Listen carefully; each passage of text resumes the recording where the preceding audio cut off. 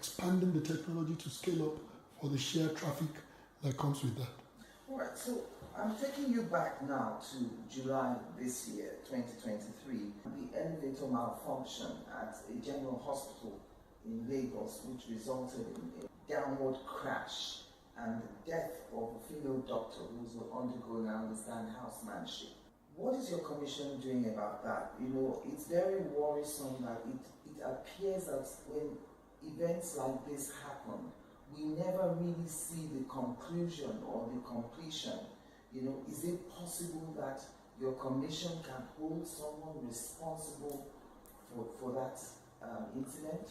The nature of our work sometimes is catalyzing others to do things or improve systems or processes.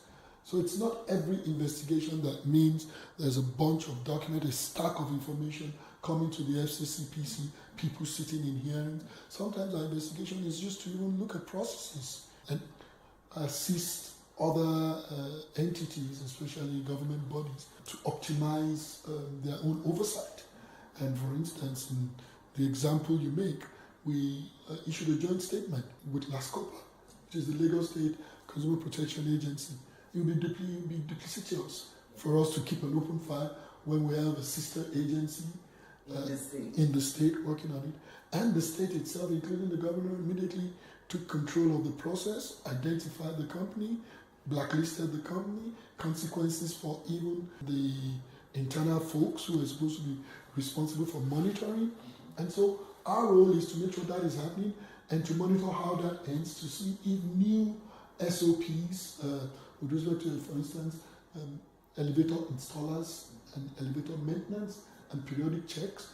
And so our own quality control of that is when I'm in Lagos, if I'm in an elevator, I'm looking at the elevator to see if there's now a sign that says last service on this day, when the next service is.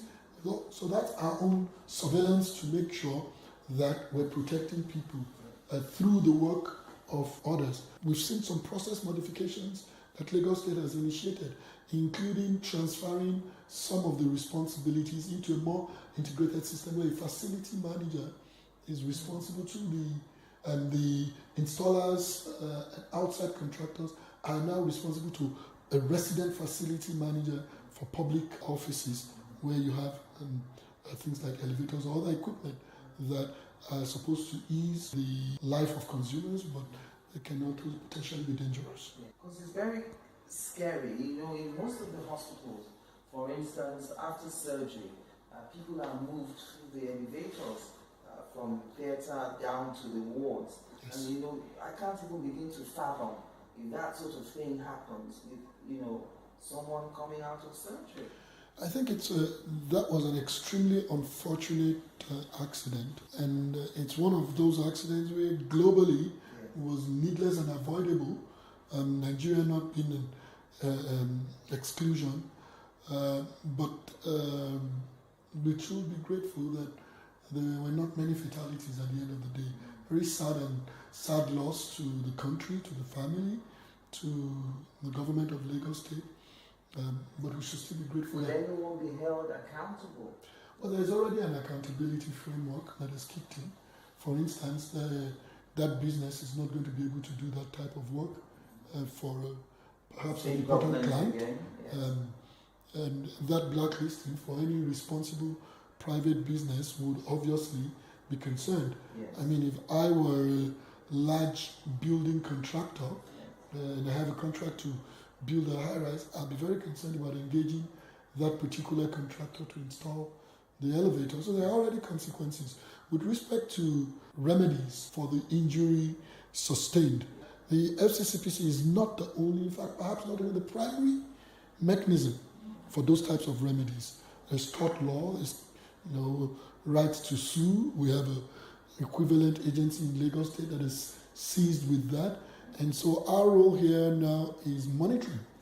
And in the event that a resolution at the administrative level is unsatisfactory to a party, maybe the family of the deceased doctor, if they come to the FCCPC, would see there's still an administrative role we can play in ensuring a fair outcome. And of course, there's still the court system which I believe is still the final arbiter anyway. So we move now to the Federal Capital Territory where we are, Maitama General Hospital. The Commission has begun a probe of the hospital for allegedly rejecting a lady who needed medical intervention after an incident where I think she was thrown out of a moving bus. They say that they rejected her for treatment at the hospital, resulting in loss of life.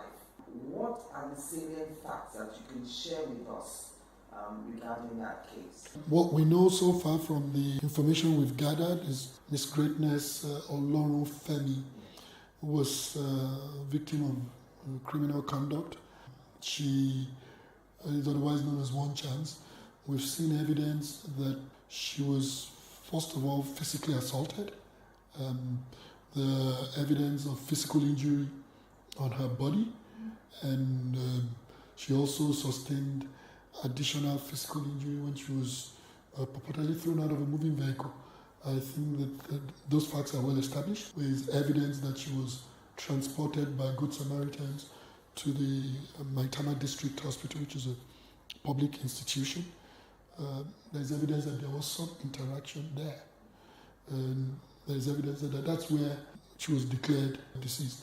There's evidence that the Federal Capital Territory, through the Office of the Secretary for Health and the Environment, got involved very quickly, and there's been some initial investigation based on its oversight and supervision of the public institution. There's evidence that there are others who have gotten involved, including the Leadership Association and the Personnel Management Association that Ms. Oluwafemi belonged to, who have also engaged in some information gathering at the Maitama District Hospital. There's evidence that the police has opened an investigation also, and all of this evidence comes together. The mandate secretary for the Federal Capital Territories Secretariat for Health Services and the Environment issued a statement and noting that they were engaging with the FCCPC. We've since discovered that they've opened up a probe and there's a panel, and the FCCPC will be participating on that panel. We understand that there's been some discussion about an autopsy and then coroner's inquest. The FCCPC will participate in all of that. And so there's some leadership for key elements of all the relevant issues with respect to this incident. And so what the FCCPC will be doing is participating in all of this to ensure that, one, the key responsibilities of each of the entities conducting those investigations, they follow through that. And then secondly, what are really the key mandate and responsibilities from an FCCPC standpoint that might not be the subject of responsibility by those other entities. We bring it to that table to make sure that ultimately it's a very robust investigation and all the issues are addressed. It serves no purpose for multiple investigations to be going except in some very limited circumstances. This doesn't present one of those circumstances in our opinion with what we've seen. But if for any reason the totality of an existing investigation and the terms of reference will not sufficiently address what is important to us, we will do a different investigation, which will at best be supplementary. But the fact that we will be participating in an investigation is already sufficient evidence that what is important to us will be addressed in that investigation. That brings me to the main point for the question, which I would like you to clarify. Is there any law that prevents a suspect or an accused person from receiving medical treatment even if he or she is a suspect in an armed robbery case? Absolutely. There's a Victims of Crimes Act that was passed in 2017. The Healthcare Act states that, and in addition to hard law, which is this pieces of legislation, there are all kinds of protocols, including the Patient's Bill of Rights, which is something that was created by the FCCPC in collaboration with many stakeholders, professional associations in healthcare, the Ministry of Health, and it clearly states that. And the Patient's Bill of Health is something that has been domesticated in many hospitals across the country and was adopted by the federal government. And so there are more than enough instruments to hold anybody accountable, or to at least make it abundantly clear that the requirement for emergency medical intervention is superior to any law enforcement investigation into the circumstances that led to injury. Even when it's a perpetrator of a crime that is brought to a hospital, there is an obligation for emergency intervention to save lives. Because you really want to treat the perpetrator so that he can be punished later on. I mean, there's this perception that because he's an armed robber, he doesn't deserve treatment. I don't know if that's the perception you get too from what we read in the papers. First, having a perpetrator alive is an important aspect of credible and successful investigation. And secondly, as a matter of law, you don't know for sure what bucket that person who's been injured would fall into. I mean, determining that someone committed a crime is a legal conclusion that follows very, for non-lawyers, a complicated and pretty broad process. Yes. And so you must proceed from that assumption that somebody is injured. We do not know for sure what the criminal status would ultimately be or not.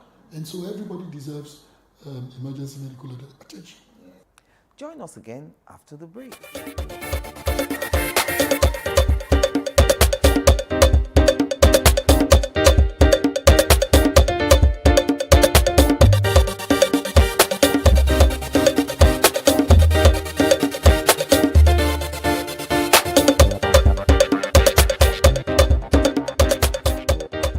And welcome back.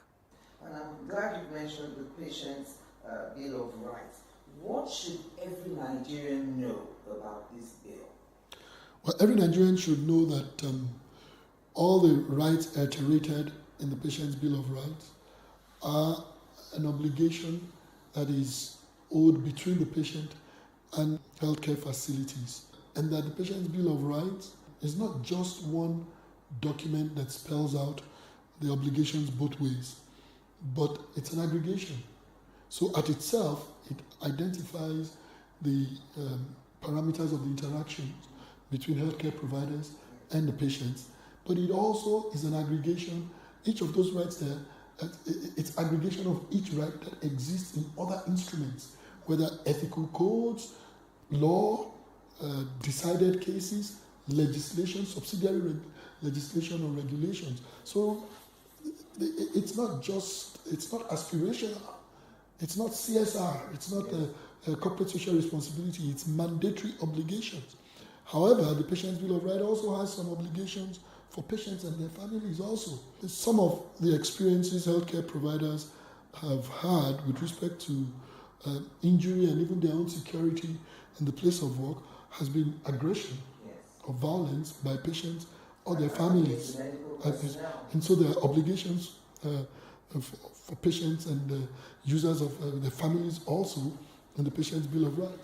And even though there are rights that say that emergency intervention must be provided without delay, there are also obligations on the patients that as soon as possible make arrangements to pay for the care you have received. So the Patient's Bill of Rights is actually a balanced aggregation that secures patients, other users, their families, healthcare workers, for instance, even visitation rights, because how one patient or families or friends of one patient behaves could impact the security, the safety, the satisfaction, the peace, and the comfort of another patient. And so all of these things come in the illustrated version of the Patient's Bill of Rights. The Bill of Rights is displayed in the hospitals that have domesticated it. Yes. Will it be mandatory for every hospital, whether private or public, to domesticate this bill? It is not mandatory at this point. Yes. There are many competing interests and questions, legal, some of them, on whether you can make that mandatory, including the nature of government, the dichotomy between state and federal government, and what the constitutional provisions are about the role of the state, the local government, and the federal government, and what it can mandate and not mandate. But I think the traction that domestication is gaining would lead us to a point where we can build consensus between the federal, the state, and the local government, where we might be able to have some guidance that cascades all the way down to make it more compelling that the vast majority of healthcare facilities have it. One of the things we've discovered with the Patient Bill of Rights is that what we're now doing with domestication is that wherever we go for domestication, we go with a team. So the domestication is not just a ribbon or tape cutting event, Yes. it's now a training event. Because we're discovering that sometimes some people in the healthcare providing side are learning of these rights at the same time the patients are learning. And I'm not necessarily talking about the physicians, Yes. but other people who are in that value chain. The security personnel, there are all kinds, even other types of healthcare professionals who their roles are critical to the fullest respect Yes. for the rights of the patient who are not aware of those rights. I want to talk about loan applications now, and the Commission banning some and approving some. I was surprised to find that over 154 companies have been granted full approval. That's what it says on your website, which tells me that is it that some may have provisional approval? Are there some with provisional and some with full? And what's the difference? And so some apps are approved conditionally because they've complied with all the requirements as a matter of principle, but awaiting other approvals from other regulatory authorities, which is more a matter of administrative.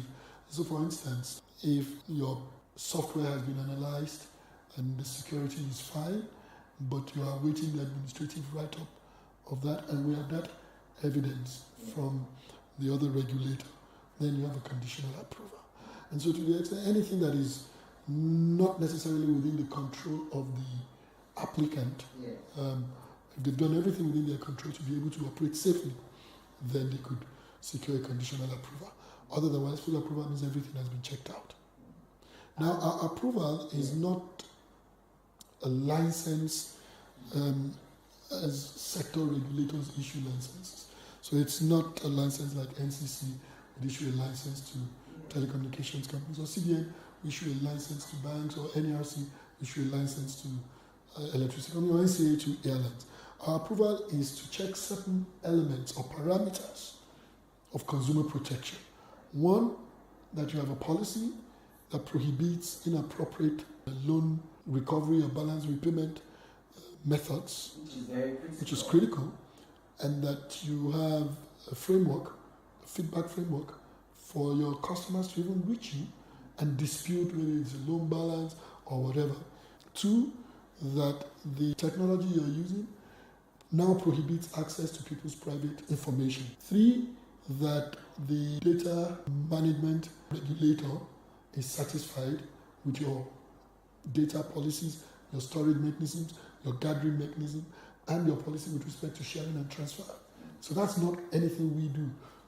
You get that satisfaction from the Nigerian Data Protection Commission. Your software is not something we look at. That's for NIDA to look at. Then you assure us that you do not compound interest. Now, with respect to the interest on your loan, we're not a prudential regulator. Yes. We do not have the expertise to manage interest rates. And so, essentially what we're saying is that the basic principles of fairness and ethics in lending, you've either made declarations to comply with that, or you've shown us material that shows you intend to comply with that. That's what our approval process is. And so people erroneously think that we have now become the regulator of the interest rates, the technology. No, we can't do that. So since the Commission stepped in, has the Commission received reports of any more incidents of, those phone calls they make to friends of the person who lent money? Yes. Now, I would say that that is probably from the successive interventions starting, I want to say that was last year or maybe end of 2021 when we opened the investigation. Between then and now, I'd say this is reduced easily up to 90%. But there's still a 10% out there that we're battling and trying to resolve. I mean, it rose again about June, July, and then we engaged again and developed additional regulatory tools. Yes. What caused it to rise again? Several things. One of the things that the macroeconomic factors always increase borrowing, and so the very important policies that the government had to implement to rescue and even strengthen the economy, which the government has repeatedly said it recognizes, are hard decisions, had downstream effect on cash flow. So either it's a removal of subsidy or a closing of the multiple foreign exchange windows. They have downstream impact on disposable income. And so whenever disposable income becomes impacted, people are likely to borrow more. And then there was also what I think rogue businesses who had started figuring ways to get around the new regulatory framework.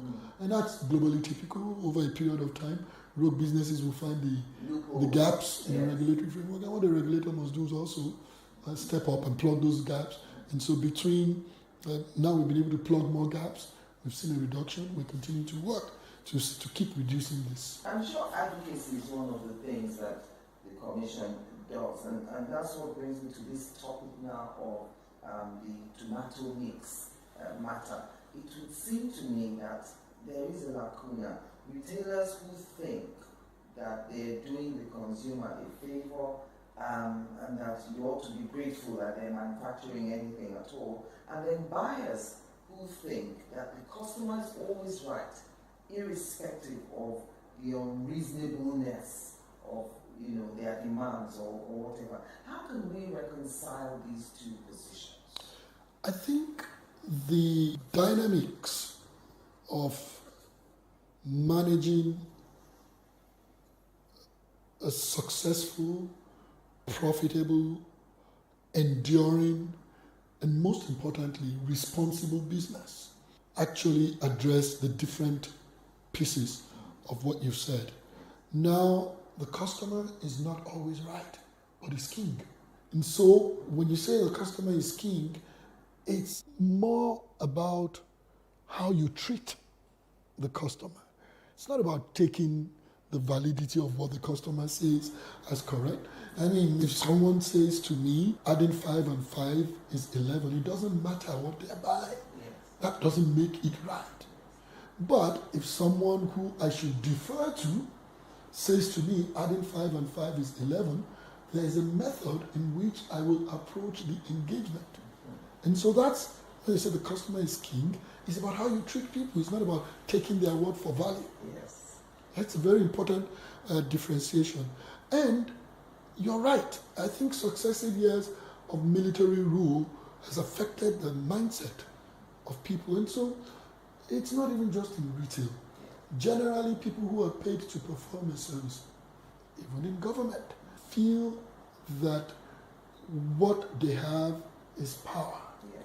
And so how they exercise that power, even for the purpose of that business, is created to sell that thing. If people don't buy it, there's no need for that business.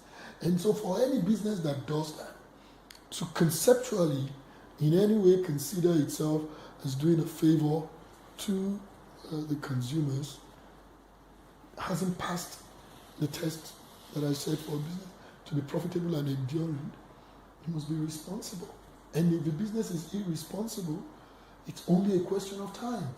It may be sooner, it may be later. It cannot endure. It just cannot endure. And consumers must have the liberty for feedback. So it is not against the law for a consumer to give a review of a product that they've purchased. Not only is it not against the law, businesses and we regulators beg, beyond encourage, consumers to provide that feedback. I traveled and arrived last week I've gotten one email from the hotel I stayed and multiple emails for the different segments of my travel from the airline asking me to review my experience. That feedback is one of the most important components of any robust consumer protection or rights enforcement framework. And so, regulator, not only do we encourage it, we must protect that channel. Consumers must feel comfortable. And that's the reason why we responded strongly that this could potentially chill the channel or diminish the channel or that platform. Secondly, it's important to businesses and to us as a regulator because that's where products come from. That's product development comes from feedback. Product modification and improvement comes from feedback. We as regulators have an interest in making sure product continues to be developed or improved for the satisfaction of consumers because that's our business, right? Yes. Okay. And safety, all of that comes from that. And so it is one of the most important things, and businesses need it also. Regulators need it, businesses need it, consumers need it. And consumers need to help each other by reviewing products so that they can drive traffic to the good products so the products that are not good can get better. That's really how it's a complete ecosystem where review is at the heart of it. And so not only must we encourage it, we owe an obligation to protect it. I'm so happy you said that because many people are confused about the role of the police in arresting someone who reviewed a product. I mean, when it's not a criminal case, and I know because you're a lawyer, you will understand what I'm saying. A person reviews something on social media and then the police are invited and the person is whisked away. Are there any remedies available to the reviewer who was so arrested? I think we're not addressing the fundamentals of how society operates. I say this not now as a consumer protection regulator, as a lawyer and a litigator prior to this role. There is a tort which is recognized as malicious prosecution. Yes. Now, malicious prosecution means something that's completely baseless. Now, malicious prosecution doesn't start and end with the fact that I've been charged to court and it turned out to be baseless or malicious. Yes. Now, malicious prosecution is not that you were tried in court and the court found the charges baseless or unsupported by evidence. No. Yes. Malicious prosecution is a specific determination or specific combination of facts that shows that this was pointless from day one. Now, the value chain of that doesn't start with whether somebody propounded a charge against you or not. Because at the end of the day, there's prosecutorial discretion and there's prosecutorial immunity for propounding charges when you believe that there's sufficient evidence. Now, the police are victims also in a society where we as citizens can act anyhow. If you can move the hand of the police by spurious, inappropriate allegations, then you are as much part of the problem as what people allege the police is. And there have been cases like that. I remember there was a case in the US for many years of some woman who drove her children into a pond and they died. And blamed it on someone else. And because this person had a record of crime, and just look at the sheer number of cases and the number of people who have been removed from death row because somebody lied. And somebody who's come back and said, yeah, you know what, I lied. That's where malicious prosecution started. And you can say the police acted irresponsibly, but the reality is they were triggered by somebody else's conduct. Now, does this mean that citizens, including brand owners, cannot report a matter to the police? No, it doesn't. But there must be subjective, true belief that criminal conduct has occurred. Now, I say subjective because what you think may be different from what I think. Yes. But even your subjective concern about criminal conduct occurring must be subjected to an objective standard. And it's that objective standard that we would use to determine if this was a sensible alarm or a false alarm, or if you were just trying to suppress dissent or opinion, which are constitutional guarantees anyway.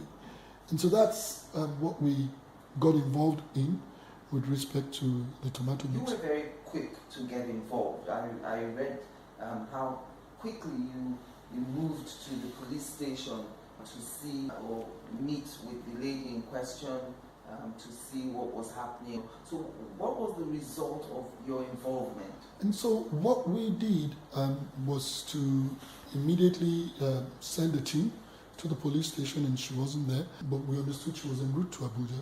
And so we opened the communication channel with the force headquarters, and in 24 hours, I think we must have even sent maybe 2 pieces of written correspondence. I spoke with the Commissioner of Police in Lagos, I spoke with the Principal Staff Officer of the Inspector General of Police, and continued the engagement. And for us, it wasn't about whether something had gone wrong or not. It wasn't about whether her post was fair comment or not. Yes. It was about all the information we had satisfies us sufficiently that this wasn't criminal conduct. And the fact that it wasn't criminal conduct doesn't mean that the manufacturer would not have any remedies in the event that this was inappropriate conduct. Yes. But it certainly was, we just didn't think that this was something that should end up in detention or prosecution. And so that was our own engagement, and we're grateful that at the end of the day, between that and other interventions, she was released from custody. Do you think that her apology was appropriate? Do you think perhaps she apologized under duress? Now, so I can't say, we don't have the information. They would be coming in. When I say they, her lawyer has expressed that he would be representing her as part of our own investigation about what she said. Yes. Because even she is a subject of investigation based on what she said. Yes. So I can't say that yet, but it's something that we would ask her questions about. Not that that's that important to a regulatory intervention, Yes. but it's an important finding for us to be able to provide feedback to law enforcement authorities about securing the space. But I can tell you something, basically as a lawyer, that a negative review of a product, and especially when you attribute it to your own personal experience, means it's your opinion. Now, I would have said my first thing would have been her opinion was not factual if she was saying that there was any property or ingredient in the product that didn't exist. That didn't exist. Well, it's not even about whether it ought not to be there or not. Yes. And so, for instance, if she said, well, she says, look, there's sugar in this product. Question is there sugar or not? If it turns out that there's absolutely no sugar in that product, then her allegation is baseless. Yes. But if there's sugar, and so a baseline fact. The next thing she says is it's too much. Now that's subjective. It might be too much for me and not too much for you. So it's difficult for that to ultimately become criminal conduct. But it might still be unfair or inappropriate. And so one of the things we did was to start polls and focus groups to gather information about people's opinion about the product and how they characterize the product, their views or expressions about whether there's sugar in it or how much sugar in it will form part of the objective standard by which we test her subjective opinion. And that's how the process would work. And it will end with a finding. Suffice to say, though, that to the extent that her criticism was about a product, it would be difficult to sustain a criminal defamation allegation. Because in criminal defamation, it must be the reputation of an individual. It must be a real victim, not a victim that's a brand. I mean, of course, the brand owner and all of that and the company are victims, but the law, defamation about the reputation of the company is a civil issue. It's not going to be criminal at all. Join us again after the break.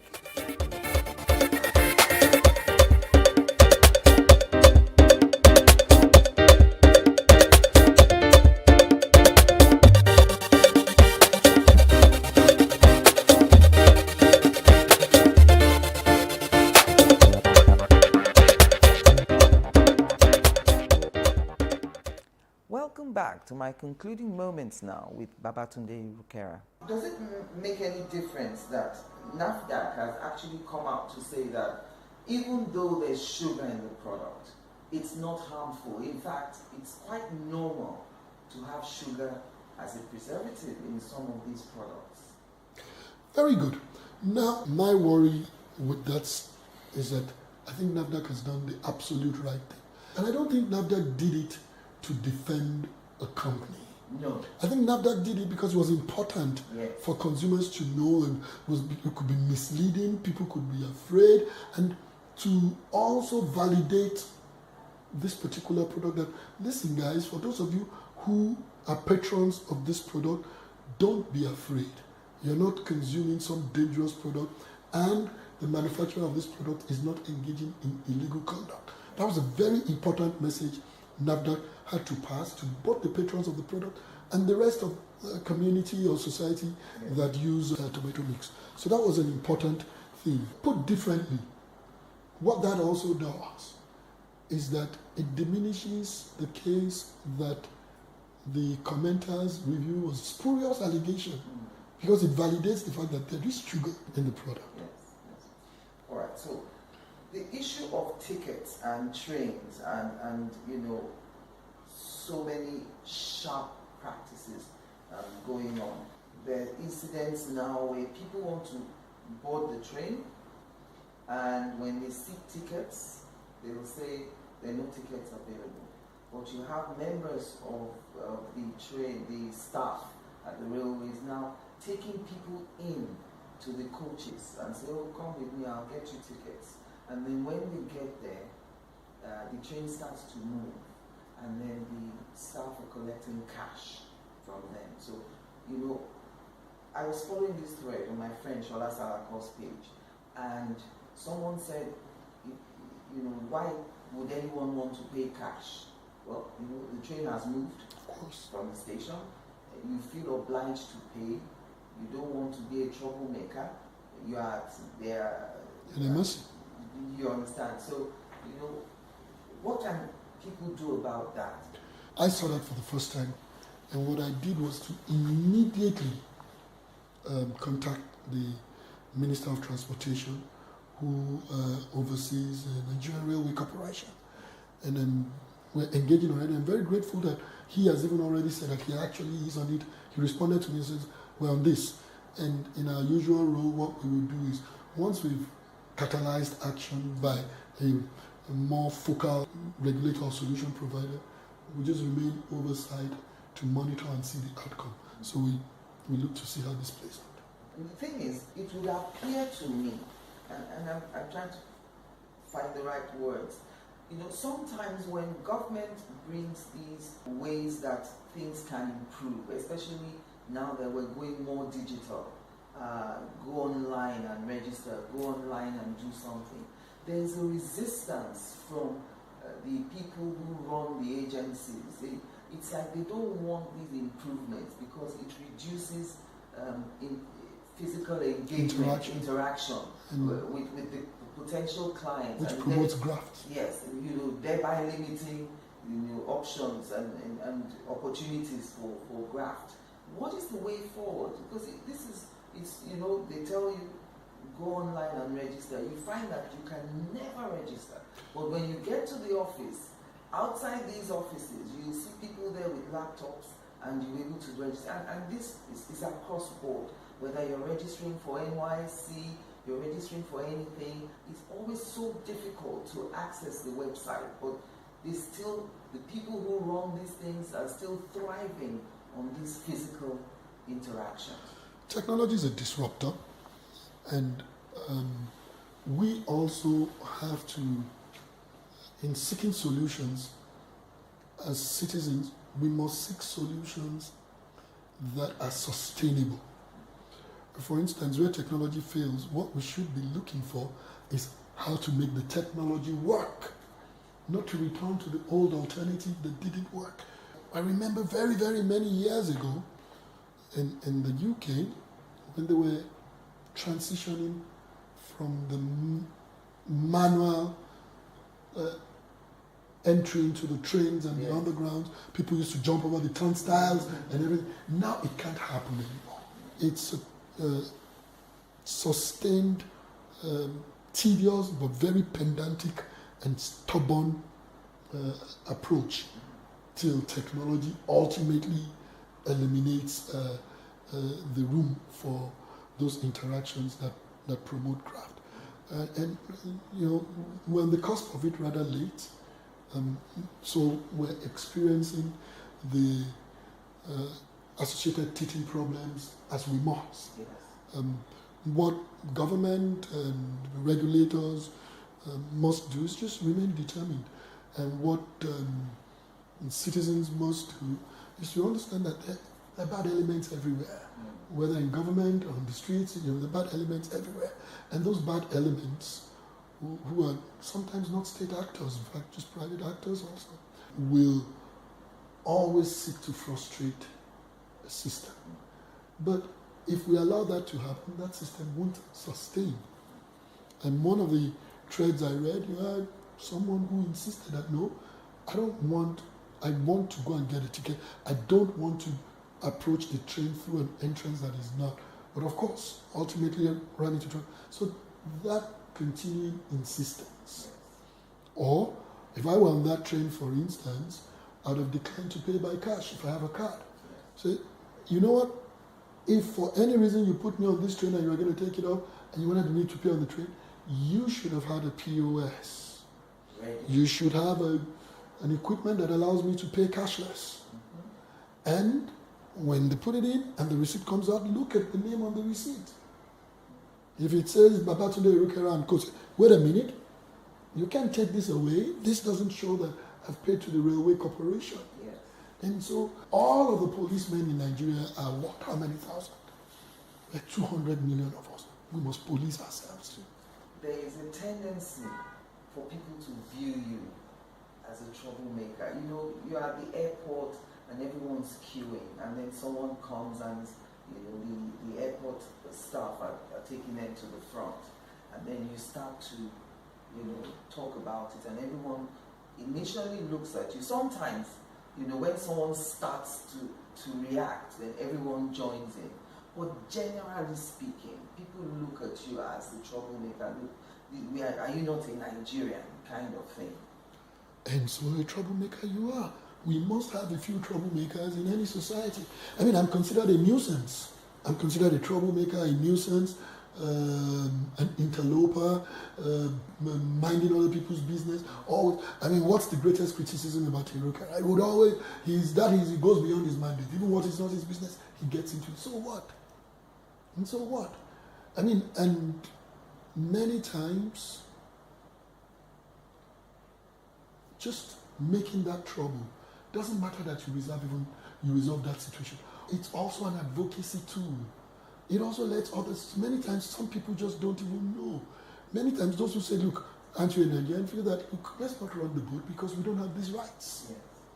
And so what you're doing each time you're making trouble is also sensitization. Educating people. Secondly, many times people have said to me that they've written to a company or an electronic store and written them a letter saying, I bought this washing machine from you, I bought this television, it's not working, I've been trying to get you to fix it, you haven't fixed it. Then FCC, they get a call. They have not even sent out the copy. Yeah. No, they just copied me on the letter, they haven't even sent out the copy to me. To you, okay. Yet somebody sees it and says, oh no, why, it's no big deal, let's sort this out. And so, at the end of the day, we succeed when things go right, not when we resolve everything. And that's where we must head. We would never be able to hold every single person accountable. That's what an accountability framework is. The best framework is where one says, I do not want to even have to deal with this. So I'd rather not. And so making that trouble, somebody else is watching, just says, no, I'm not going to get involved in this. I mean, I've been at the airport where passengers were getting on rowdy and unruly with an airline operative because of a delay, and somebody sitting at the counter of the other airline goes to announce our own flight is going to be delayed also, and this is the reason, because they didn't want their own passengers to come and get rowdy. So say, look, let's just go make an announcement now. Let them know. Let them know. And so we're modifying behavior. I just believe that if what we consider making trouble is speaking up, but not violating the law, I mean becoming disruptive, then it's a good thing to speak up. Well, thank you very much, Mr. Ayokera, for spending time with me today. Thank you. Thank you. And thank you for watching. I'm Angela Ajitomobi.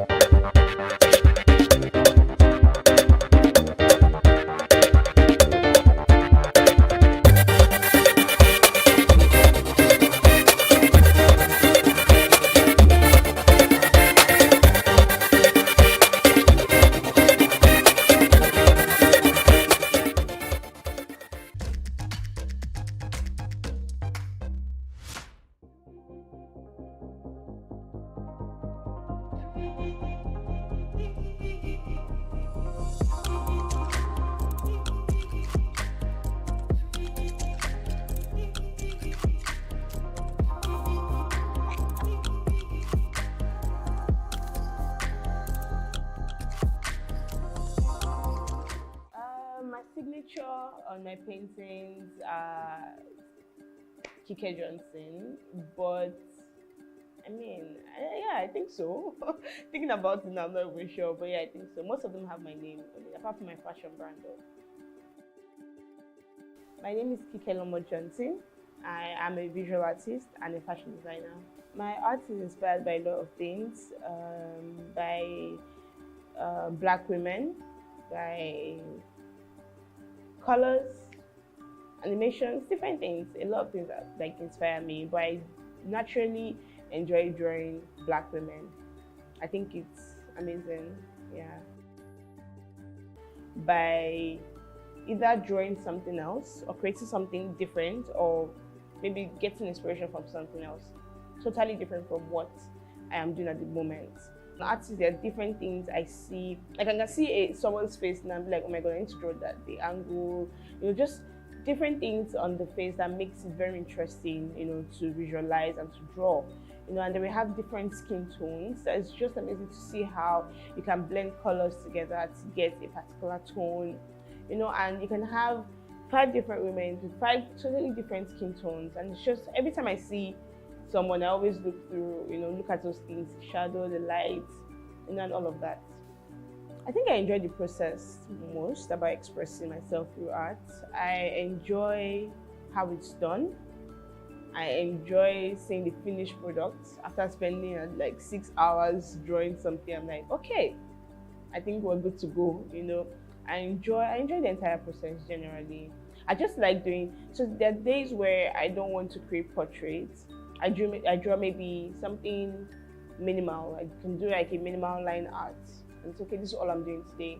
And I enjoy the process of that. That might take me 30 minutes, but I still enjoy going through that process.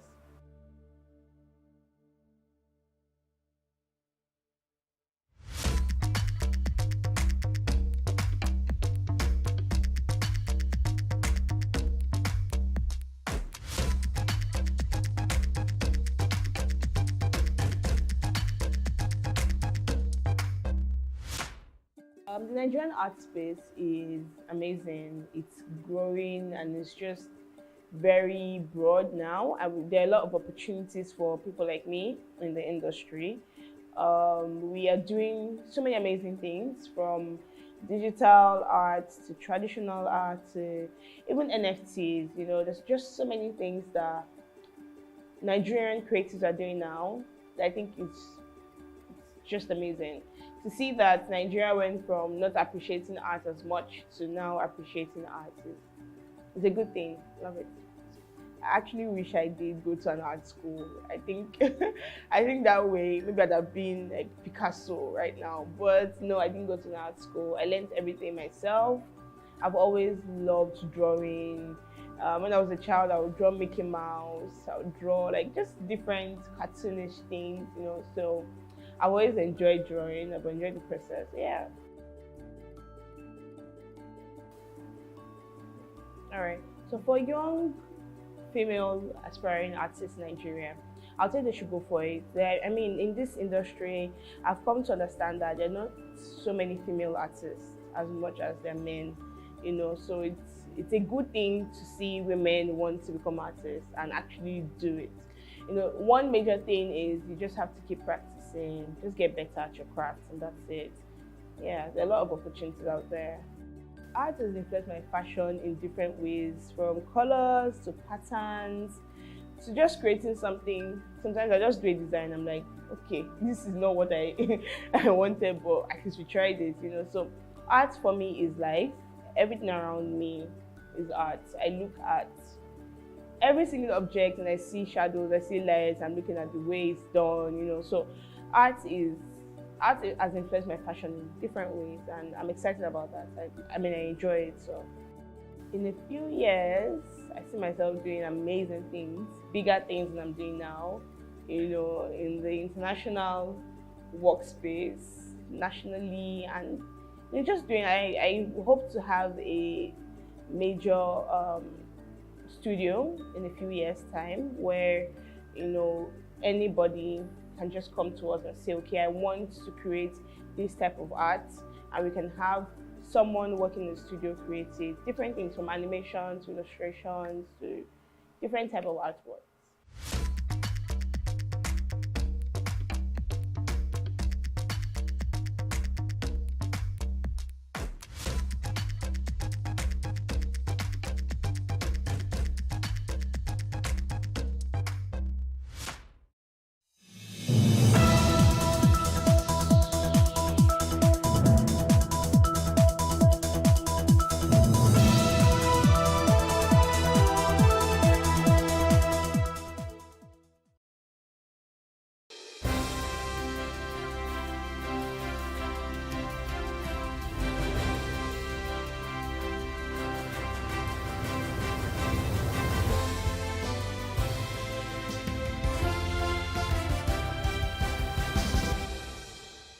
Hello, this is Plus Report.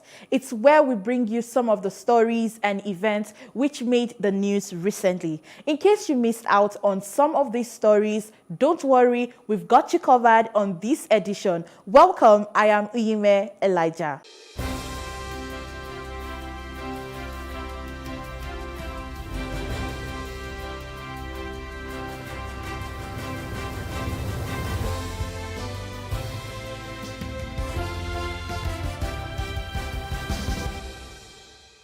We begin this week's package with maritime security.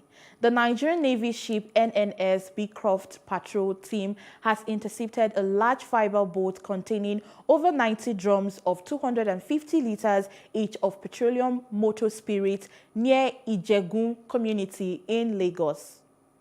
The commander, NNS Beecroft Commodore Kolawole Oguntuga, said his team acted on credible intelligence and discovered the vessel abandoned near the community. Correspondent Destiny Momo has more. Commodore Oguntuga said the remarkable feat under the ongoing Operation Waterguard, NNS Beecroft's patrol team successfully intercepted and seized a large fiber boat transporting illegally obtained premium motor spirit in the early hours of November 11. He said the perpetrators fled upon sighting the naval team. Oguntuga said the prevention of illicit acquisition of such volatile products does not only curb economic sabotage, but also prevents outbreak of fire, which may have dire consequences on life and property. Apart from the fact that this product will not make premium motor spirit available for Nigerians, which the Nigerian Navy is trying to curb, it also has the potentials of triggering fire with catastrophic consequences on life and property. Apart from that, this is ill-gotten wealth, and I'm sure we are aware that ill-gotten wealth could be used to sponsor violence, to sponsor crime, to sponsor so many other vices, which the Nigerian Navy, under the leadership of Vice Admiral E.I. Ogala, is bent on curbing. And I want to use this opportunity to warn perpetrators of this nefarious act, particularly vessels that carry these products that try to compromise and give these products to these perpetrators to desist from this act. Because from now henceforth, apart from the fact that we are going to bring them to book, we might be tempted to use force, which could also mean deactivating vessels that are found indulged in this kind of economic sabotage. In a related development, the NNS Beecroft Patrol Team and the maritime component of Operation Awase said it thwarted an illegal bunkering activity at Folu village in Ibejuleki, a town along the boundary between Lagos and Ogun states. Where that Operation Waterguard, the vessels that have been assembled to carry out, to execute this operation are enormous. And we also have quick response teams stationed along the coast from Badagry down to Lekki. So we are making the waterways unconducive for these perpetrators to have freedom of action. So, based on intelligence as well, and of course, deploying the state-of-the-art facility, I'm talking about the Falcon Eye facility, we also gathered that products in jerry cans were being brought from neighboring states and they are being transferred into trucks, into tankers. And of course, men were deployed there. And when we go to the community is Folu, the name of the community is Folu in Ibeju. It's a border community between Lagos State and Ogun State. And behold, what we found there was that 18,000 liters tanker with products suspected to be AGO, with pumping machines, OCs, and jerry cans. Of course, the perpetrators fled on sighting the men, but were able to apprehend the truck and other equipment that are being used. And I want to use this opportunity to appeal to parents and guardians to warn their children and their wards to avoid this kind of illicit behavior. Because going forward, the Nigerian Navy and other security agencies will become very, very hard on them. The items are still in the base for further investigation in line with standard procedure. The Nigerian Navy assured that it will apply force to end these illegalities in order to enhance the maritime economic prosperity in Nigeria. Destiny Momo, Plus TV News. Indeed, that was a remarkable feat achieved under the ongoing Operation Waterguard NNS Beecroft Patrol Team. We say kudos. Moving maritime security to legislative business now. The Speaker of the House of Representatives, Right Honorable Tajuddin Abbas, unveiled the legislative agenda of the 10th House of Representatives with a commitment to deploy every legislative instrument towards meeting the yearnings and aspirations of Nigerians. The official unveiling took place at plenary. Plus TV Emmanuel Ehijene completes this report. The Speaker of the House of Representatives, Right Honorable Tajuddin Abbas, unveiled the 10th House legislative agenda entitled The People's House. During the launch, the Speaker says the 10th legislative agenda is rooted in the fundamental belief that the primary role as lawmakers is to serve the best interests of constituents. Abbas says though the House recognizes the diverse needs and challenges currently facing the nation, it is optimistic that together President Bola Tinubu will provide long-lasting solutions to set Nigeria on a sure path of development. The legislative agenda of the 10th House of Representatives, aptly titled The People's House, is rooted in the fundamental belief that our primary role as lawmakers is to serve the best interests of our constituents. We recognize the diverse needs and challenges currently facing our nation. Despite this, we are optimistic that together with His Excellency President Bola Ahmed Tinubu, will provide long-lasting solutions to save Nigeria and ensure further development. His Senate counterpart, who was also present at the launch, Godswill Akpabio, also lauded the House for leading the way in unveiling its legislative agenda, saying when the Senate also presents its own, it would ensure it does not depart from the agenda of the House. I believe that we have gone beyond the call of tradition, and we have reason to respond to the call of our dear nation, Nigeria. We have wrapped this agenda around issues germane and crucial to our national development. And you have committed yourselves to supporting the executive arm of government, led by His Excellency President Bola Ahmed Tinubu, to succeed in the renewed hope agenda already espoused by the Secretary to Government of the Federation. On his part, Secretary to the Government of the Federation, Senator George Akume, praised the Speaker for the initiative. He says a focused and forward-looking legislature is a panacea for a thriving democracy in any nation. Particularly Nigeria deserves a legislature with experience, tested and determined leadership that recognizes the importance of effective lawmaking as a vehicle for socio-economic development.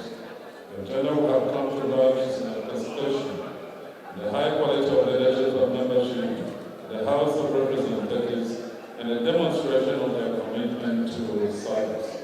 The legislative agenda is designed to provide the necessary legislative support to the 8-point agenda of President Bola Ahmed Tinubu Renewed Hope Agenda.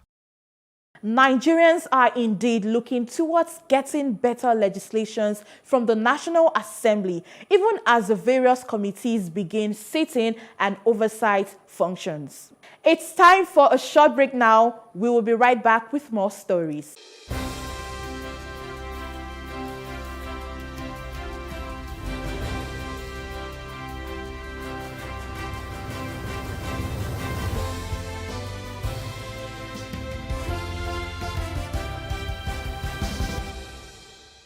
Welcome back and thanks for staying with us. I am so excited about this report, which celebrates womanhood. It's a book launch. The role of women in nation building has been re-echoed through a book titled Peleruwa. The book, written by Associate Professor of Psychiatry and newspaper columnist Dr. Femi Olugbile, author, was unveiled in Lagos. Plus TV correspondent Love Ikuku Oyedokun was there and now reports. It is the launch of the book Peleruwa. It reveals the untold story of gender politics in early colonial Lagos and Nigeria. The book encapsulates the historical foundation of Lagos and Yoruba land. It beams a searchlight on a woman, Alimotu Peleruwa, a heroine in Yoruba land. Dr. Femi Olugbile is the author of Peleruwa. He shares more insights into the content of his book. In the course of my work, I met Alaja Abibatu Mogaji, and I found her to be very powerful and very inspirational, despite the fact of her limited education. And then when I read history further and I discovered Peleruwa, who is actually a true historical figure, I found some commonalities between those three characters, and I decided to look further into the character of Peleruwa. And that's what I found was that many things that happened to her were emblematic of developments of Lagos in her time, and she had a very major impact. And a lot of those things can be transformational if the present generation can imbibe them. The book is captivating and compelling as it offers a fresh perspective on lesser-known aspects of Lagos history. Dr. Olugbile believes that Peleruwa would deeply impact its readers. All the children of Lagos should read about Peleruwa. They should read this book. I think it will help to connect them with their past and help them to recognize that they have within themselves great power that they need to tap into, they need to connect with, and they need to carry forward to help. There may have been some difficult things happening in the recent past, discouraging people and making them feel low about themselves. If they read empowering testimony about their actual past, then it can make people connect to their inner selves and lead their children to have great responsibilities and open new stars for better living for all of us. The reviewer, Bashirun J.K. Rondo, recommended the book to all and sundry, describing Kwelawura as brave and combative. So that God will continue to hear our request. So to call down all the holies now, let me invite Mr. M.O. Dalfu to come and give us the opening prayer. To other confirmed matters, the author occasionally lapses into racial profiling. Olugbele has authored 6 books, including Lonely Men, Leader, 10 Ahead, Bartolika, Heroes, and the latest edition, Kwelawura. Whilst Kwelawura was in charge of the market women and men then, Abba Macaulay was practically the leader of the political leader as at then, and they both contributed a lot to what we now enjoy as our Lagos. So I'm very happy with the author for putting it down, and we also encourage other Lagosians and some other people that are very knowledgeable, they have experience, to share their experiences by putting it down so that generations yet unborn can go back to those books and read. And this book will just complete history. And there are many more books like this that should come out to show the role of women. As for the author himself, I'm not surprised that he's such a wonderful author, because even as a psychiatrist, he's one of the best psychiatrists Nigeria has ever produced. So whatever he does very, very well. According to the author, Kwelawura was the founder of the Lagos Women Market Association, the first in Nigeria. Love Ikuku Oyedoku, Plus TV News. Yes, you will agree with me that the role of women in nation building cannot be overemphasized, and as such, women should be more visible in the decision-making process of government. Let's talk agriculture and food security now. From statistics available in the country, Nigeria post-harvest losses today stands at 3.5 trillion naira, meaning about 94.5 billion annual losses per 36 states and the Federal Capital Territory, if shared equally. This was the submission of stakeholders during a conference on ways to achieve food and nutrition security in the country held in Abuja. Plus TV Emmanuel Ehijeni completes this report. The message was delivered by Action Aid Nigeria in collaboration with Small Scale Women Farmers Organization and the CAADP Non-State Actors Group at a conference in Abuja on Tuesday. Recall that in July 2023, the President Bola Ahmed Tinubu declared a state of emergency on food security situation in the country.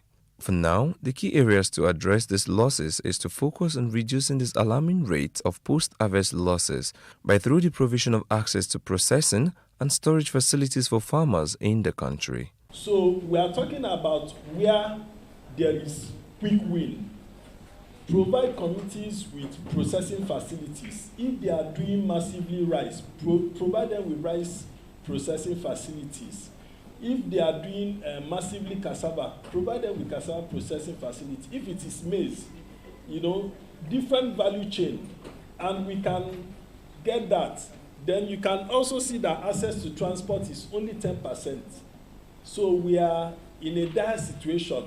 So imagine if we can save 3.5 trillion into our economy through this type of investment. This support should be given to cooperatives. Let them own it and run it. One of the key areas for quick wins and results for our food and nutrition security is to focus on reducing our alarming post-harvest losses. Post-harvest losses is one of the foremost challenges faced by smallholder farmers, especially women in communities in Nigeria. It devastates our efforts and income, leaving us poorer and continues to hinder Nigerians' food and nutrition security. The group also stated that 133 million Nigerians are living in poverty, and out of this number, 106 live in rural areas with agriculture as their major occupation, which is why the government must invest heavily in agriculture. But Nigeria's economic growth has not delivered inclusivity, resulting in widespread and alarming poverty and inequality across the country. Economic growth can only be inclusive if it reduces both poverty and inequality. Therefore, if smallholder women farmers are to benefit from the implementation of this agreement, trade barriers facing women must be dismantled through adequate investment, public investment in agriculture, especially in post-harvest losses, reduction support.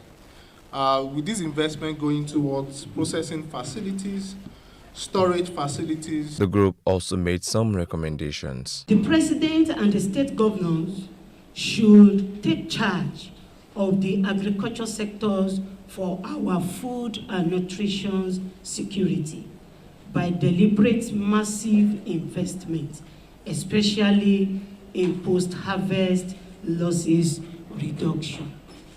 Number 3, the federal and state government should concentrate on small cottage processing and storage facilities in communities based on different commodities to the own operated, sustained and expanded by smallholder women farmers cooperative.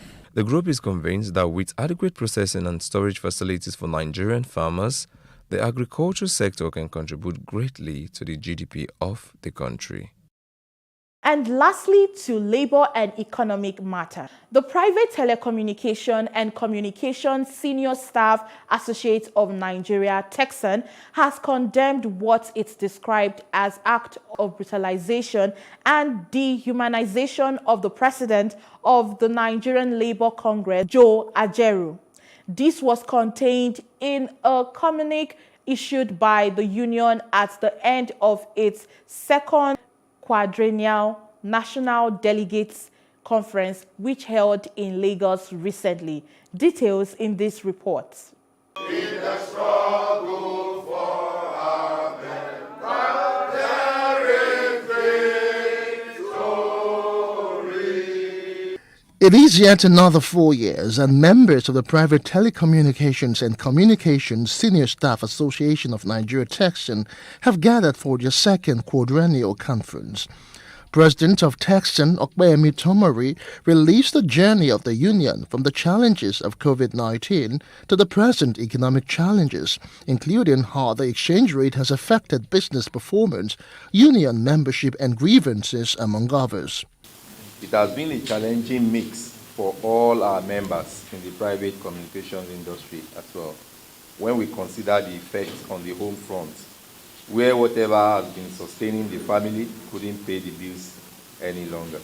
The comrades are not unaware of the biting macroeconomic challenges as they called on President Bola Tinubu to address the downturn. They also shared their reservations about the issue between the Nigeria Labour Congress and the Imo State government. Sincerely, it's barbaric because we're in a place where we have police for thug to attack a citizen, not even because Comrade Ajaero is the president of the union. It's barbaric, it's not fair. We should have right to life, and dignity should be attached to everybody's life. So the government cannot play an ostrich to this, because policies, particularly the management of the forex, the other relates to energy and what impact that has on local manufacturing and local production and jobs.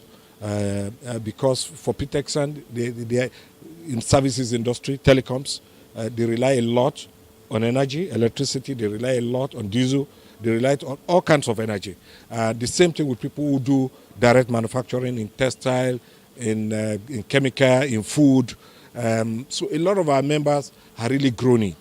Yeah, we condemn that fully as TECSAN, for the attack on the president of NLC.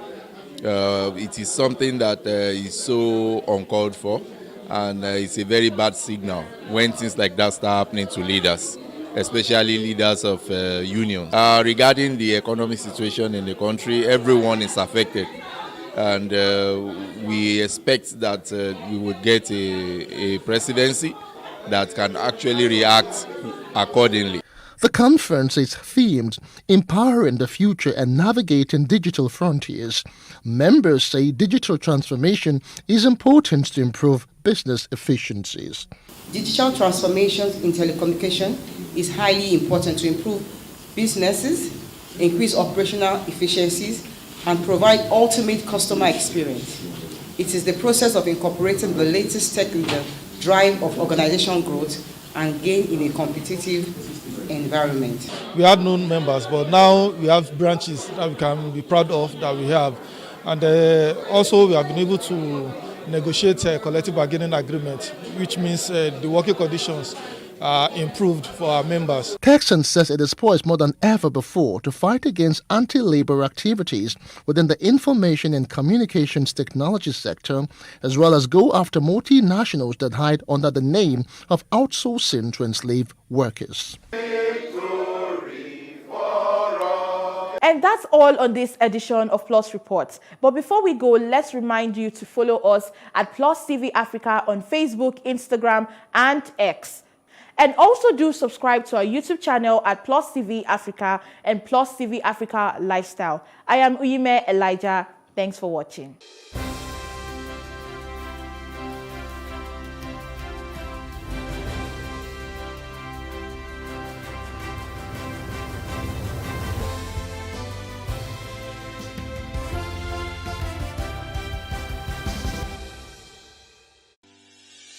Increase the reach of your events or business services. To advertise on Plus TV Africa, please call 0906 000 5719 or 0909 040 8408, or send an email to marketing@plustvafrica.com. Plus TV Africa. Big stories live here.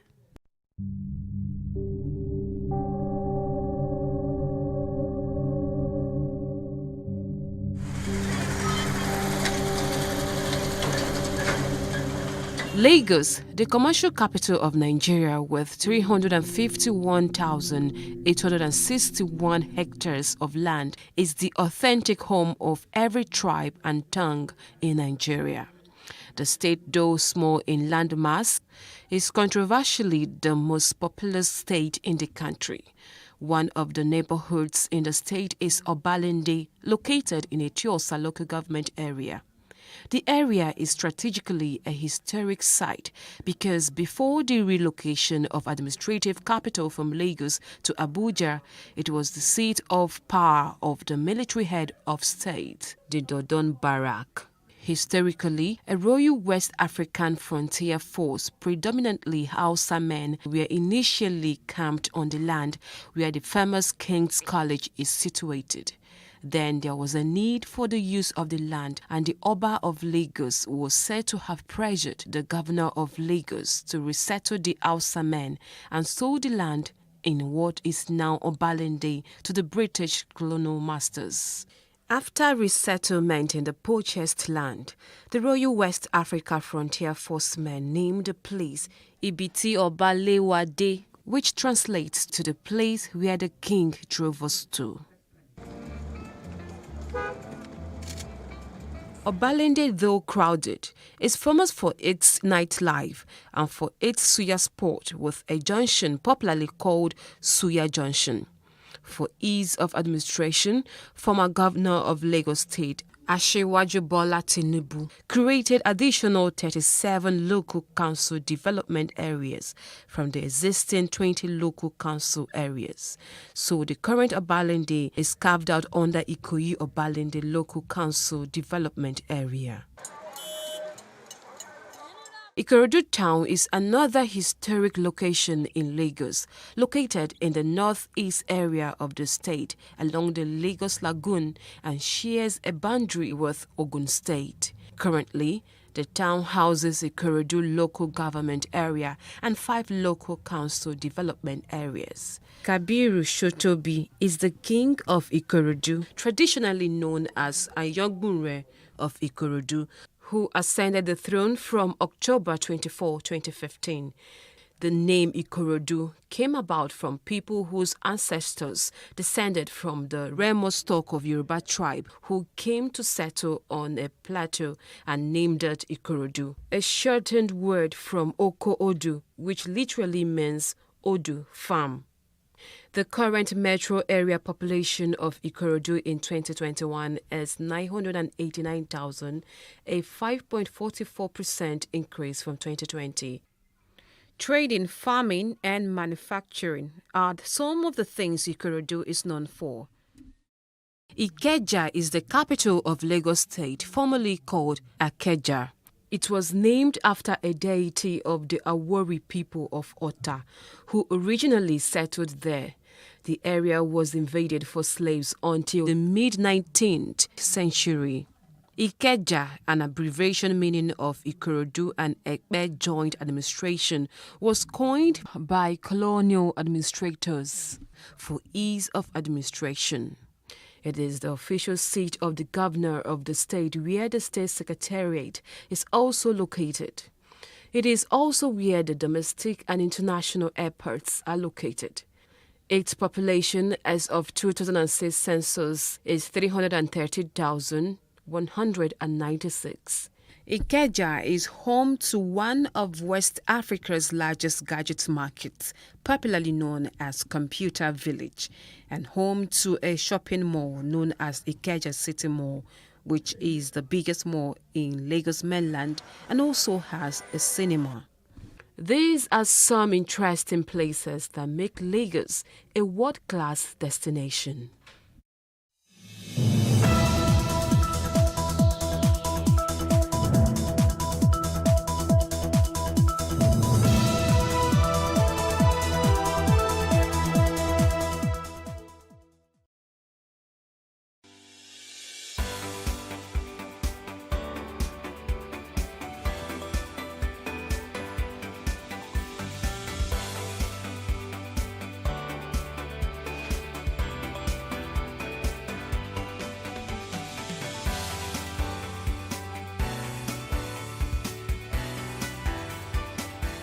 The vibrant Nigerian startup scene has been buzzing with energy as young entrepreneurs take center stage in shaping the country's economic landscape.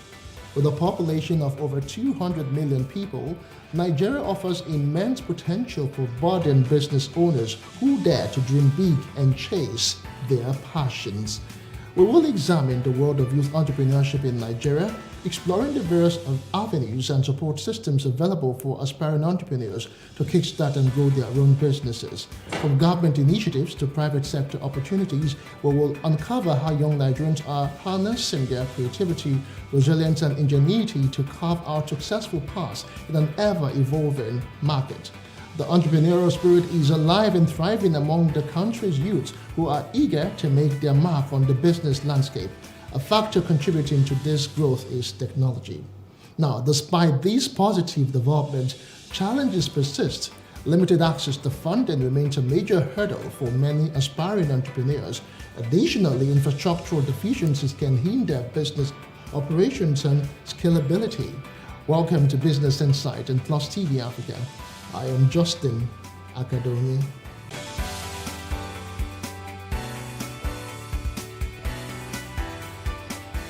All right, moving on now. Nigerians and indeed Africans have been encouraged to harness and promote tailor-made solutions to cater to indigenous demands.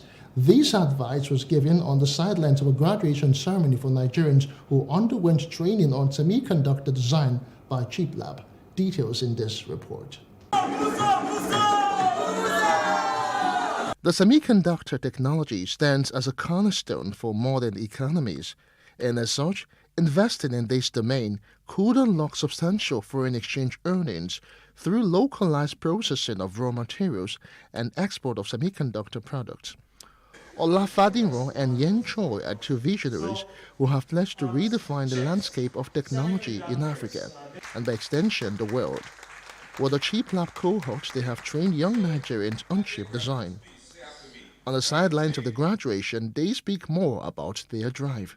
So what we're doing is essentially bringing Nigeria and Africa to the table to build the AI custom chips. And so it could be used to solve, we could create our own Nigerian ChatGPT, for example, or different kind of applications. But there's also a huge amount of software developers who are having a hard time making a living. So in the chip development world, there's a huge global shortage of qualified skill. And the earning potential for that is massive.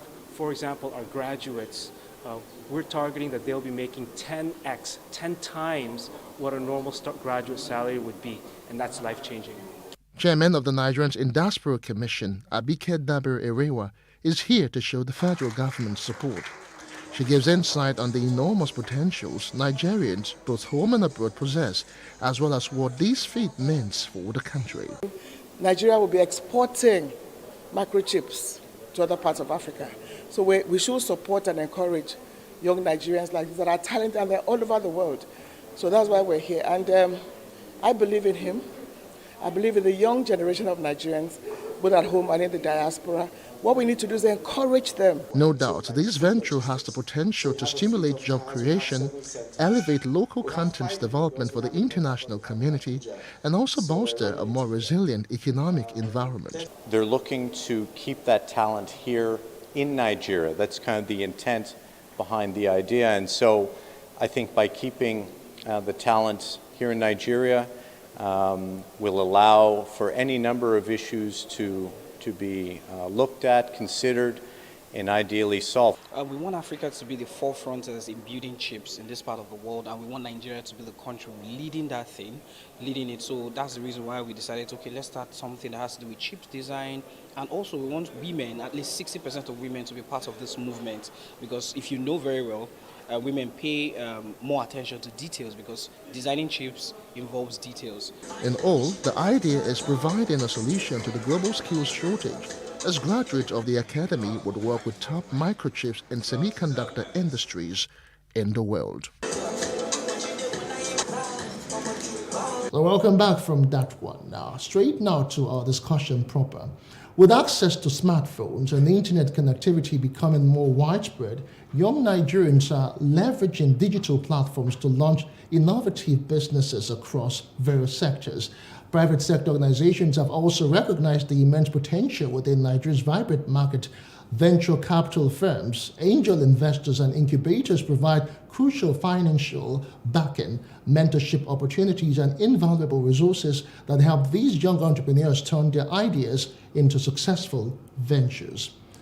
I have the president of the Association of Small Business Owners in Nigeria, Aspirin, Dr. Femi Egbeshola, joining me now to discuss further.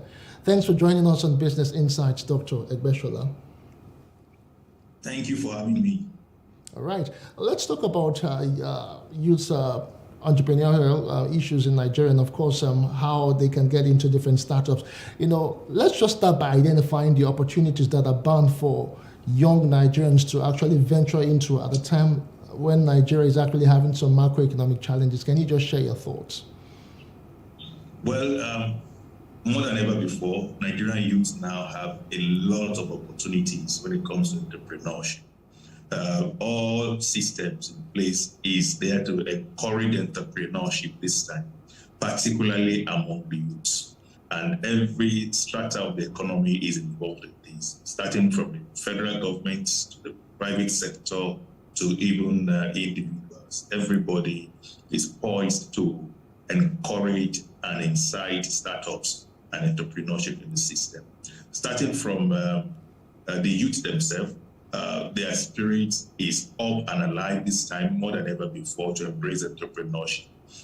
Our recent research shows that virtually every youth wants to be engaged, productively engaged, And because the jobs are no longer there, they all want to embrace entrepreneurship and are looking for different opportunities to do that.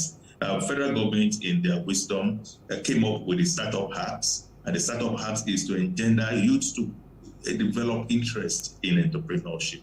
The startup hacks makes it possible for them to now have access to funding, which before now is very difficult because the commercial banks and the normal financial sector are not ready to give out funds to these youths because they do not have the collateral, the experience, the books, and the rest. But the startup hack is able to now fill this gap by providing them with funding to be able to start their business. Beyond that, too, we have quite a number of programs that are rolled out to support entrepreneurship. One of it is a YESP, that is a Youth Enterprise Support Program.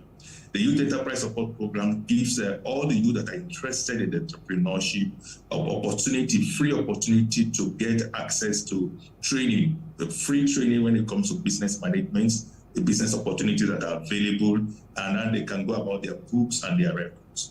After the training, they are exposed to a loan of 5 million naira that has 12 months moratorium, meaning that 12 months after collecting the loan, they do not need to pay. They will have to begin to pay on the 13th month, and it is at a single-digit interest rate of 9%. And that's one of the best that we have seen over the time. And this makes it possible for entrepreneurs who are youth to be able to now access funding and start the business of their choice. We also have different opportunities there too. One of it is shared facilities that government is now making possible for youth to have. They understand that it is difficult for youth to have funds to build their factories, buy land and build their factories, or rent shops or offices to operate their business. So we now have different incubation centers across the country where youth can go in just with their raw materials. They'll be given space to operate, and they can start their business and be there for the next 5 years in that without paying a kobo.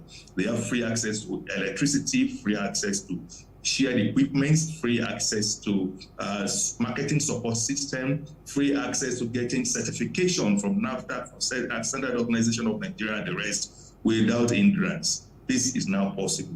We also have free shared office facilities, whereby youths can now go up to government. Even Lagos State has the arrangement whereby they can go up to government and have table and chair in an office setting to use for their business if their business is service related, and then with little or no fees. This is made possible to also encourage and engender entrepreneurship. Right. Talking still about Lagos government, we have the Lagos Employment Trust Fund, who gives loan and even grants to those who want to do business and to those who have just started business. That's the startups. They can now access grants as much as they want, depending on the kind of business they do.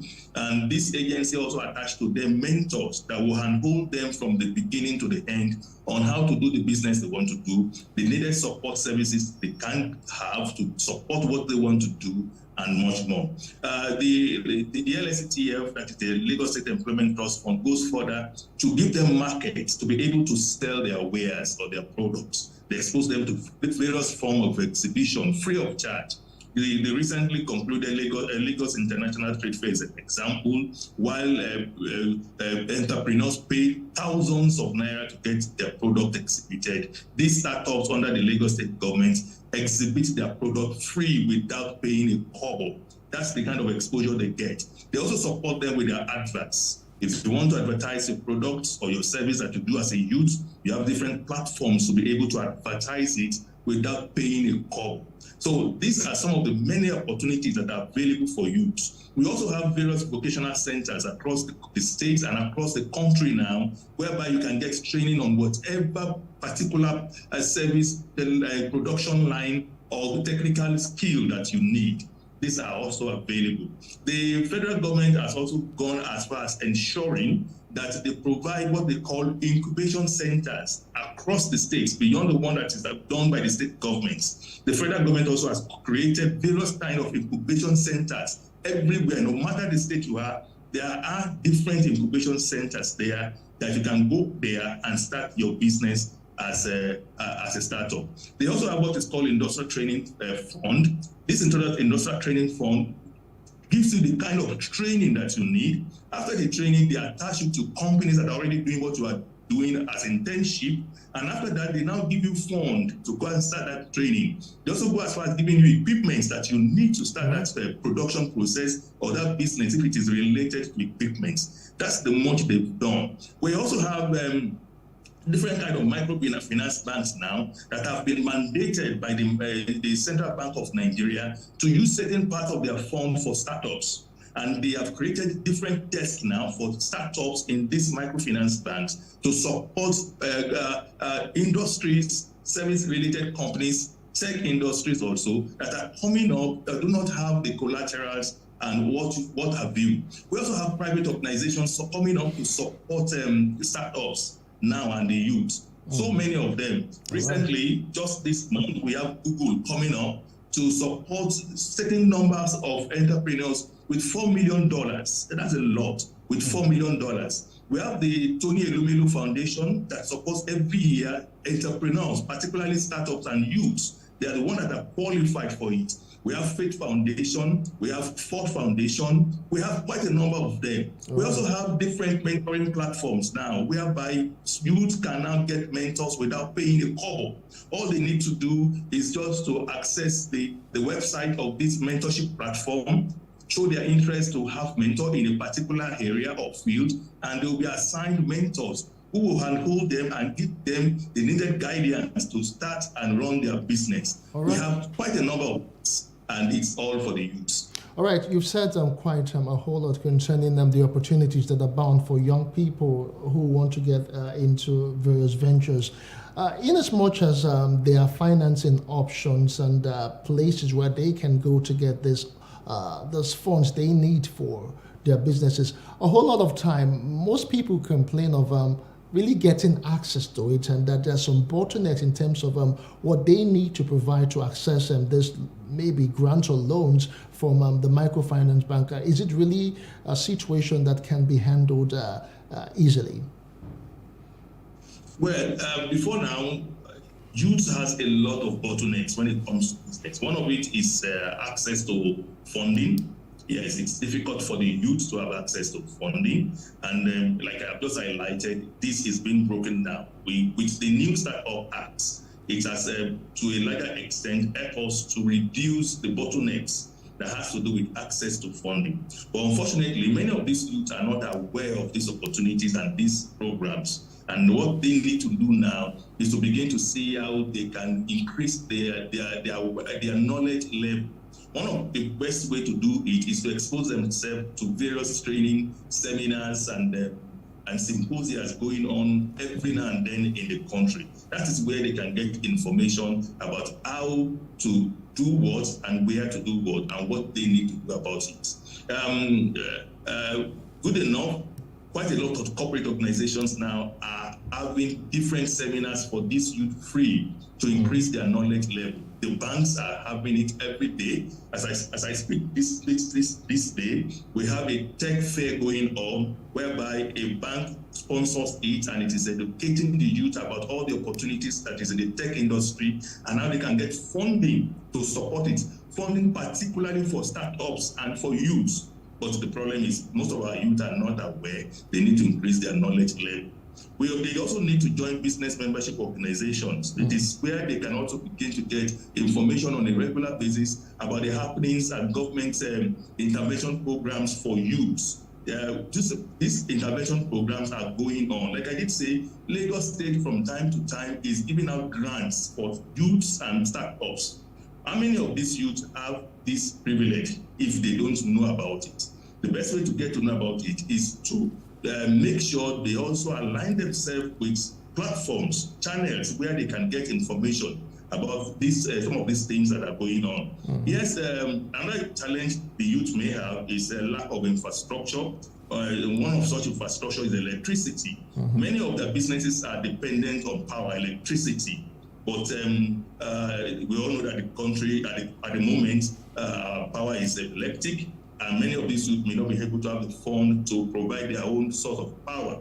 It's a big challenge, and we as stakeholders in the industry are still preaching to government to make it possible for some of these youths to have the alternative source of power, maybe solar energy that they can access and begin to pay on instrumental basis because they may not be able to afford it one at a time. Even as much as we have access to internet at this time, still there are still limited access to internet. Quite a number of those in the rural areas who are youth do not have access to internet, and it is a big challenge. Even those who are in the urban center, it is not everybody that can afford to get internet as much as they would want to. In some climes in the world, what they do is that there are certain areas where you have free Wi-Fi services whereby youth can go to do whatever they want to do in the tech space with free internet access. I'm sure we'll also get there one of these days. All right, let's talk about another aspect.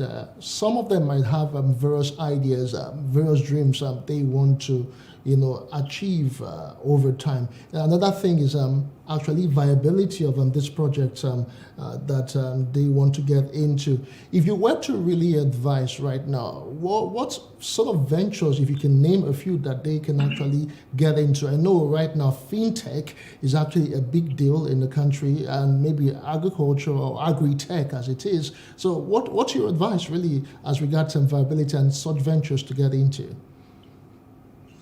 One of the best business a youth can venture into today, as you have said, is the tech and innovation space. There's a lot of opportunities there. We have quite a number of mobile applications coming up, and the owners are making millions, if not billions, out of it. So tech and innovation is one area that I will advise any youth to venture into now. It has limitless, endless opportunities. And a lot of youth are doing well. We have quite a number of youth who are into web design, quite a number of youth who also do branding for companies, large, medium, small companies, and are making a lot of it. Agri-tech is also another good venture that you have mentioned. Agribusiness is a thing now. While the youth may not want to do manual farming, we don't even encourage them to go into manual farming, but there are a lot of space there. Organic farming is bringing in a lot of funding now, and it's also very productive and profitable. It's one area that the youth can go into. Adding value to agricultural product is another way that youth can make themselves engaged and begin to make a lot of money. We have a lot of agricultural produce that are wasting away that the youth can, with their knowledge, their education and technology, add value to them. Even those who are not wasting, we can turn them to something better and begin to make more money beyond the normal farmer. We also have distribution channels open up to the youth. The youth can engage in ensuring that they collect this product from the farmers and sell it to those who need it, even to the point of exporting it to foreign countries and making a lot of money from it. The retail sector too is another sector that is also very vibrant now, that the youth can also venture into. There's a lot of opportunities there. We have those into fashion industry making a lot of money, those into catering business and doing it in an innovative way. I was in a program yesterday. You need to see the way snacks were served. You will begin to wonder, is it really snacks or something else? That's the kind of innovation that is coming into the retail sector. We have a lot of activities going on in the online market. A lot of things is going on in the online market. You see a lot of youth now able to sell their products, their wares on the social media. You can also see them not just selling, but becoming agents to other companies. Some people are selling shoes, bags. They don't own any of those shoes or any of those bags. They are just middlemen, and they are making their money from social media. We have some of the youth going to skits making, and it's a lot of money too.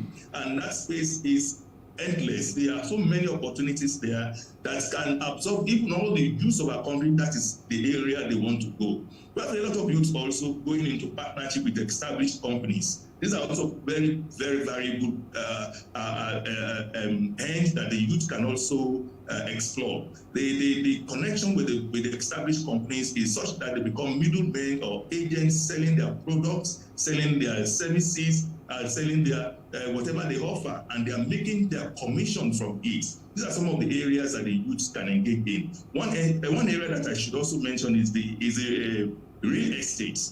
Real estate is also giving youth a lot of money now. You don't need to have any form. All you need to do is to have somebody who wants to sell a property, be it a land or a building, and matchmake that person with the buyer, and you take your commission right there and then and begin to enjoy yourself.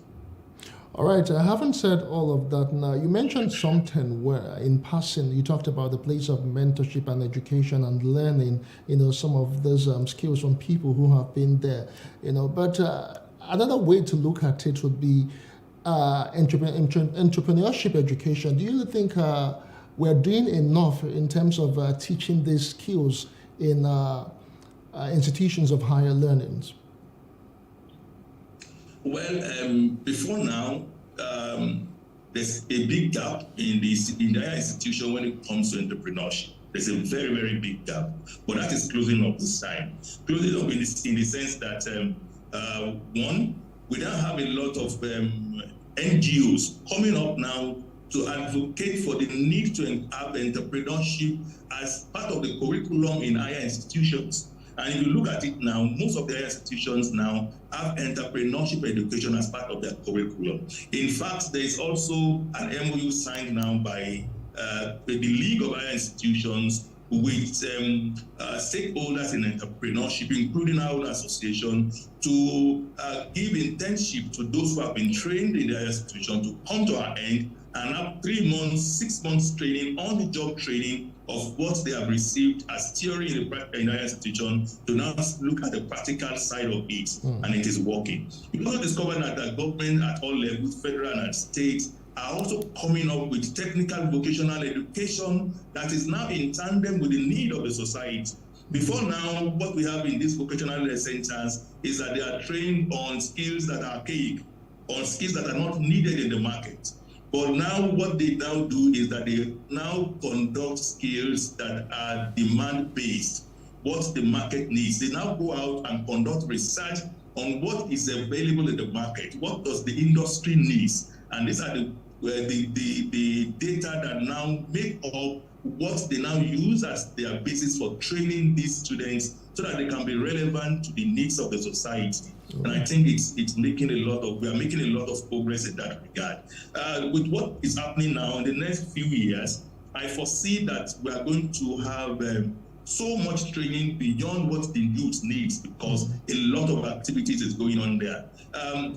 For your information, the federal government has just reviewed the curriculum for the technical board that has to do with all the technical education in the country. And the reason for this is that they have also come to understand that our youth must be in tandem with what is available and what is needed in the global space, not just in Nigeria alone, such that even when they travel out, they will not be third citizens in wherever they go, but they will be as relevant as the first citizens of those countries. And that's a good development. All right, Dr. Agbeshola, before we let you go now, the final question would be your advice, rather, for people or young people who have started business not so long ago, and just because of the challenges presently everyone is facing in the country, that is, and the macroeconomic challenges and all that, they are seemingly thinking of going out of business. So what would your advice for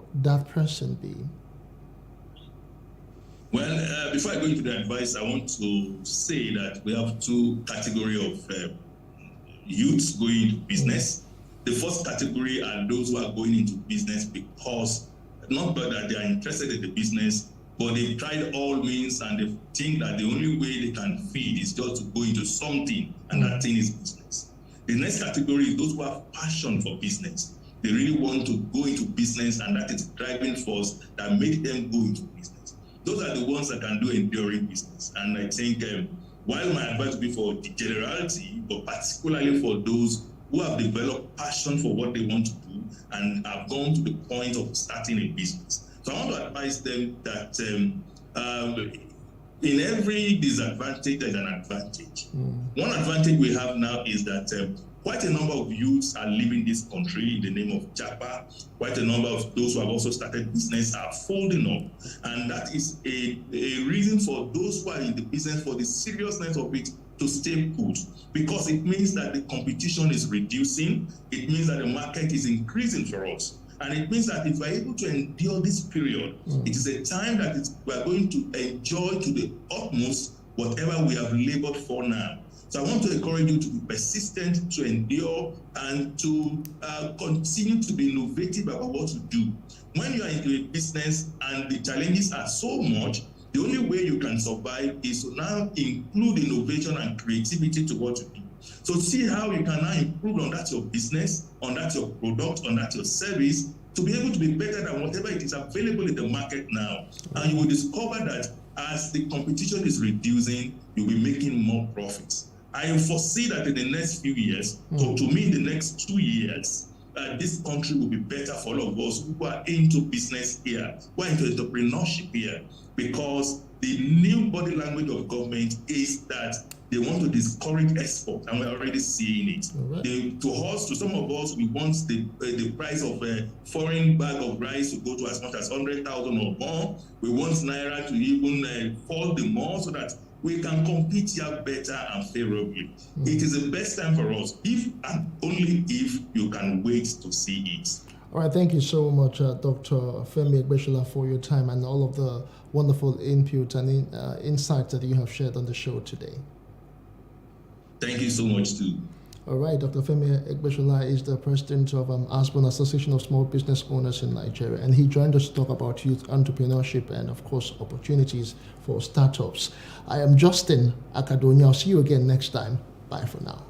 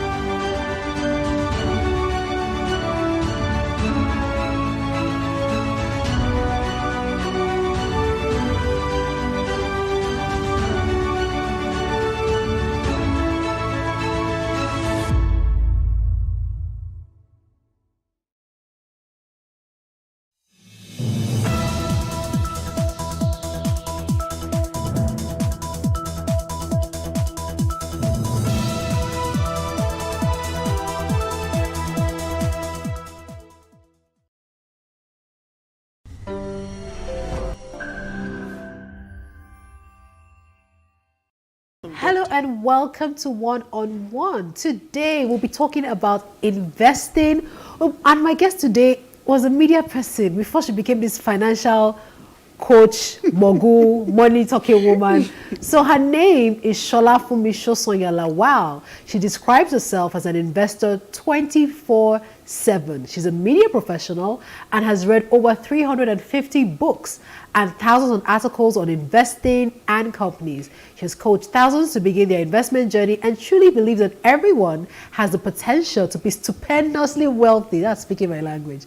When she's not investing, she works in one of the biggest tech companies in the world. Shola, for me, it's so good to have you here. Thank you so much. I'm so happy that I was able to join you. Yeah. And thanks for reaching out. I'm always happy to talk to women who are doing amazing things, and I think you're doing amazing. And you're a woman doing amazing things as well. Thank you very much. So my first question to you is, even though you still describe yourself as a media professional, so Shola, you're into the media, producing shows and everything, you know, and then you've just made the switch. So please tell me, how did that switch happen?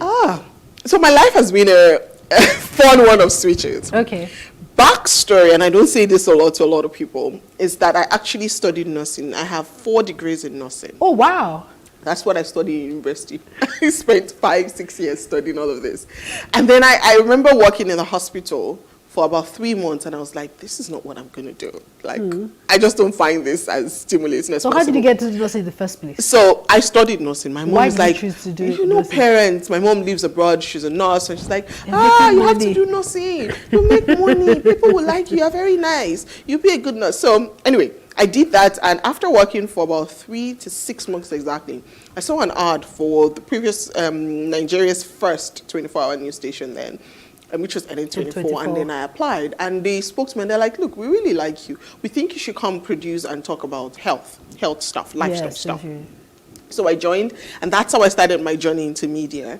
And I was there for about a year, 2.5 years thereabouts, and I progressed from just doing TV, lifestyle to casting the news to doing entertainment, really. They liked that I could do a lot of entertainment, so I moved into doing entertainment and being head of the entertainment assignment desk before I moved on from there to join Mnet. Okay. Now, Mnet was the fun journey. I started out producing shows like Jara, 53 Extra, worked on Channel O, and then moved on from there to what they call a commissioning editor. So started to commission movies, series, so things like The Voice Nigeria, the first season that we all really loved. I commissioned that. Series like Hush, worked with quite a number of producers. So that's what I did for a couple of years.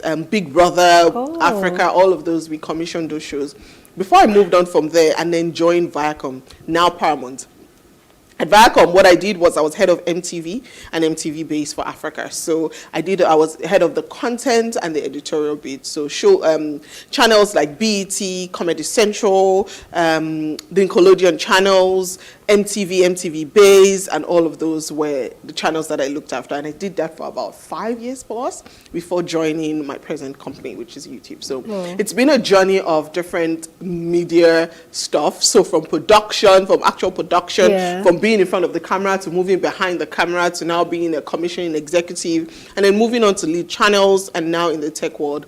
It's just all been a journey of media, broadcast, depending on the forum you like it. Did you do courses while you were doing? Definitely. I would proudly say I did over 40 courses in the journey. I got an MBA, so I did quite a few things just to upgrade myself. But I think the biggest thing that I hope people take away is that it's that drive and the willingness to learn and the experience.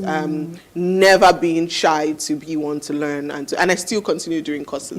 You know, it reminds me of a video I saw recently, the beginning of this year, by Les Brown about how you should constantly stay hungry. So now let's talk about this switch from the media to becoming this finance coach. Yes. Okay. So true story. What happened was after working for about 6-7 years in media, first with Mnet and then moving on to my other company, which is Paramount then, I realized that, look, I was doing well in media. I mean, I wasn't earning badly, but what was I putting aside? And I'm one of those hustlers. I'm sure a lot of us know women, Nigerian women. So I'd sold everything: hair, shoes, clothes. I'd even owned trucks. I mean, those 15-ton trucks that you see on the road. Yes, I owned about 2 or 3 in all of the business I was doing. I just found out that it took away from my corporate life. I had to be chasing people. I had to be monitoring all of those things. I figured there has to be a simpler way to make money. And that's how I delved into investing. So that's how I started reading on how could I save? How can I invest? How can I get passive income? Something that doesn't require me every day sitting and monitoring people and shouting on the phone and going to meet suppliers and traveling to China, all of those things. I really wanted something that was easier. And that's how I came about investing. And so initially, when I started investing, buying stocks, buying bonds, but I was reading for myself. And all the reading was for myself, just because I wanted to be rich. I wasn't doing it for anyone. But then my friends would see me read this thing, or they would want to make a financial decision. I'll be like, that's a bad decision, or that's not a good thing to do. And they would be like, what do you mean? And I would explain why. And then I would go out. I remember when I was pregnant with my first son, and I was at the ultrasound guy, and the guy looked at me and I was like, you have a 3D ultrasound machine, why are you not using it? And he says, oh, it's fault, it's 1 million naira to fix it and I can't afford it. So I'm looking at the guy like, what do you mean you can't? I said, hold that money, where would I get it? That he's bought it, but to send it in, and so he's a millionaire. So I like, do you know if you save 3,000 naira every day, you'd be able to make, this money in how long? And so the man looked at me, he said, God sent you. I said, God, He said, because I was paying, I think, about 5,000, and he had like 4 people outside who were doing the same. So the guy looked at me and said, and he actually bought the machine and named the machine after me, Shola. Oh, wow. He was so happy because it was such a simple thing to solve the problem he wanted. And that's how I started sharing with people.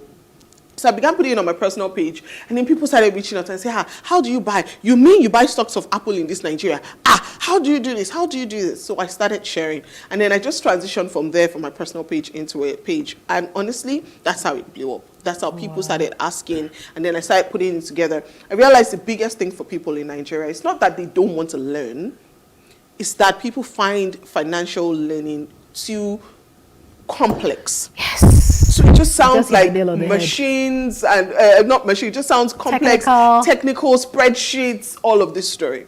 Whereas what I learned, because I'm not a finance person, I mean, if you were ever going to look at my background, it's from studying microbiology and all of these crazy courses that we did in my nursing life. So the way I learned it was to learn it and to be able to simplify it. And that's how I'm able to use it. And I feel like tons of us, 99% of people who are learning about investing or saving and budgeting and all of these things I talk about, they're people like me who don't have that finance background. So I understand the language. I understand if you show a spreadsheet and how I will be like, what is this? Yes, like, I don't understand all these numbers. Whereas someone who is into accounting and finance will not see that. They'll just, this is very easy now. Whereas me and you, we don't see it that way. So that's how I've learned to do finance, and that's how Wealth Monthly came about. It's really about simplifying everything and letting you understand that it's not as hard as it looks. All those numbers, all of those things they call, all the sticker symbols, all of those things, it's not as hard. You just need to understand it like a layman would. And that's how Wealth Monthly started. And people liked the fact that I stuck to that core of teaching in a very simple, relatable way that you see that it's not as hard. And any single Tom, Dick, and Maria can actually invest.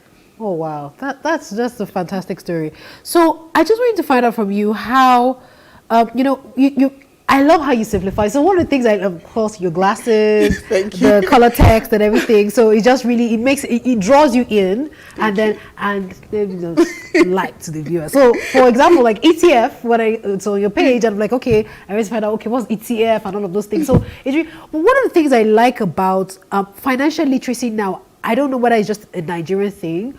Most of the faces of financial literacy have been women. So you have Shola, Adeshake, you have yourself, you have Tosin Olasaide for Money Africa. Do you think that there's, this is just, do you think that there's something particular about women and, investing and financial literacy? Oh, absolutely. And I think it just comes from the fact that a lot of people have grown up with parents or with mothers who were not financially they were not the muscle of the family. They were not the financial strength, and they really had to rely on their parents, on their husbands for a lot of things. Funny enough, in my own case, my mom has always been a hustler. She's always done businesses and all of those things. So it's not something, and I find that we are relegated almost when it comes to knowledge of finances. I honestly, as much as I love that it's women that a lot of people target with this financial information, I target both. The reason is this: if the guy is financially sound, if the wife is any man that is really financially sound will want his wife to do the same, because you're doubling the income. Do you see? So that's one thing. And I like that here there's a lot of women. And it's not only here in Nigeria. Also across Africa, I'm beginning to see a lot of strong women who are coming out to talk about finances and simplifying it for women like themselves. Nigeria peculiarly is one of those places where in my community, the people that I see the most out of, say, thousands that we've had that's come through us, over 95% were women. Oh, wow. And the women will go and call their husbands, their boyfriends to come.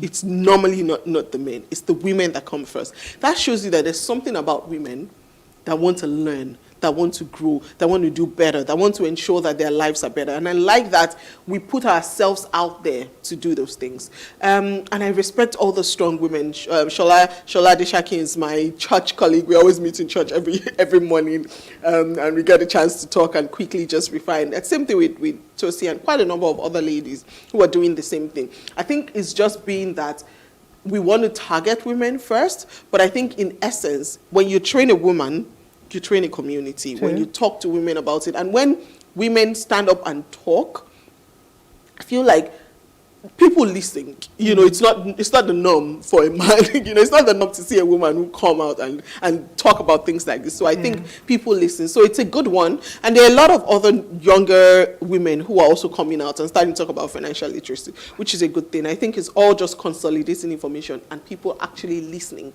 and practicing those things. I'm not seeing that just content that's created and put out. Fantastic, fantastic. We're going to ask you about children, because everybody goes on about how Warren Buffett started when he was 9 years old or 11 years old. How do we get to begin to teach children financial literacy to make it simple terms that it can now become part of their lives? Absolutely. If in a perfect world, I would love that financial literacy was included from primary school in the curriculum. It's as simple as that. We would change our generation if kids were taught financial literacy from the time they were 6, 7. And it can be as simple as telling a story that has to do with finance. It's as simple as telling them, this is what you want, this is what you need.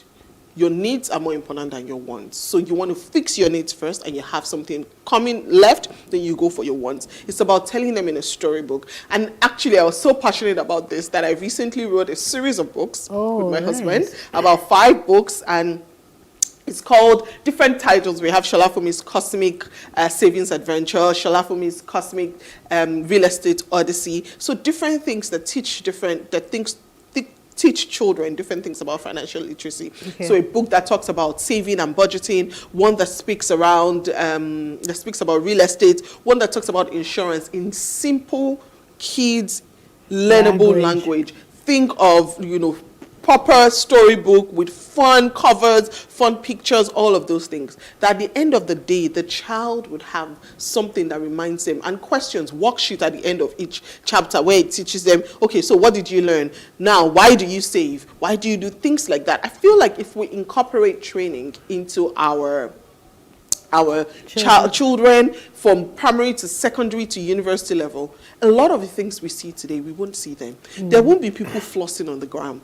Why? Because they've learned that that's not the way. If people are flossing and they really have the money, there won't be people finishing their work and buying handbags of 100K when they earn 150K. Because now they've learned and they understood, and it's been ingrained into them from when they were children that you don't do like this, you don't spend like this. And you know what that would transition into? It would transition into a world where people understand the use of money. It would transition into young people like that growing up and becoming presidents and leaders and senate leaders and co. And they understand the management of money, the management of resources, because they learned it. It is ingrained in them, like English language from when they were kids. So that's the whole essence. And I feel like this is the first time I'm actually talking about the books. Hopefully we release them in the next couple of weeks.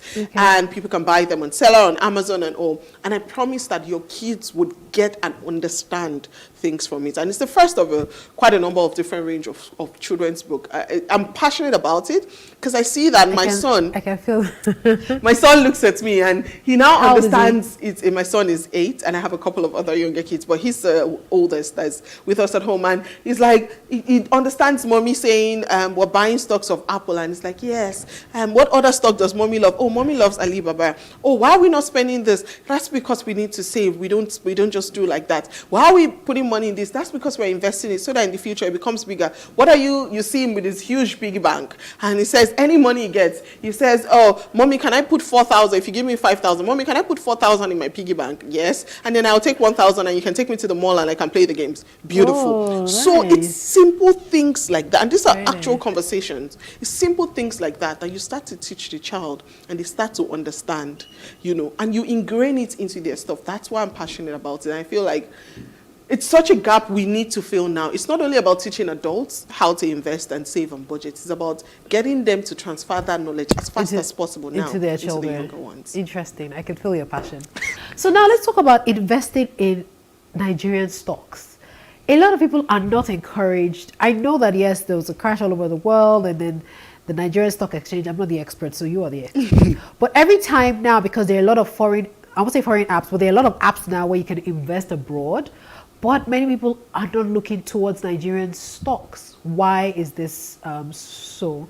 So if I'm being honest with you, Nigerian stocks are actually doing great, by the way. I have a few that I've done over the years, and they've done well.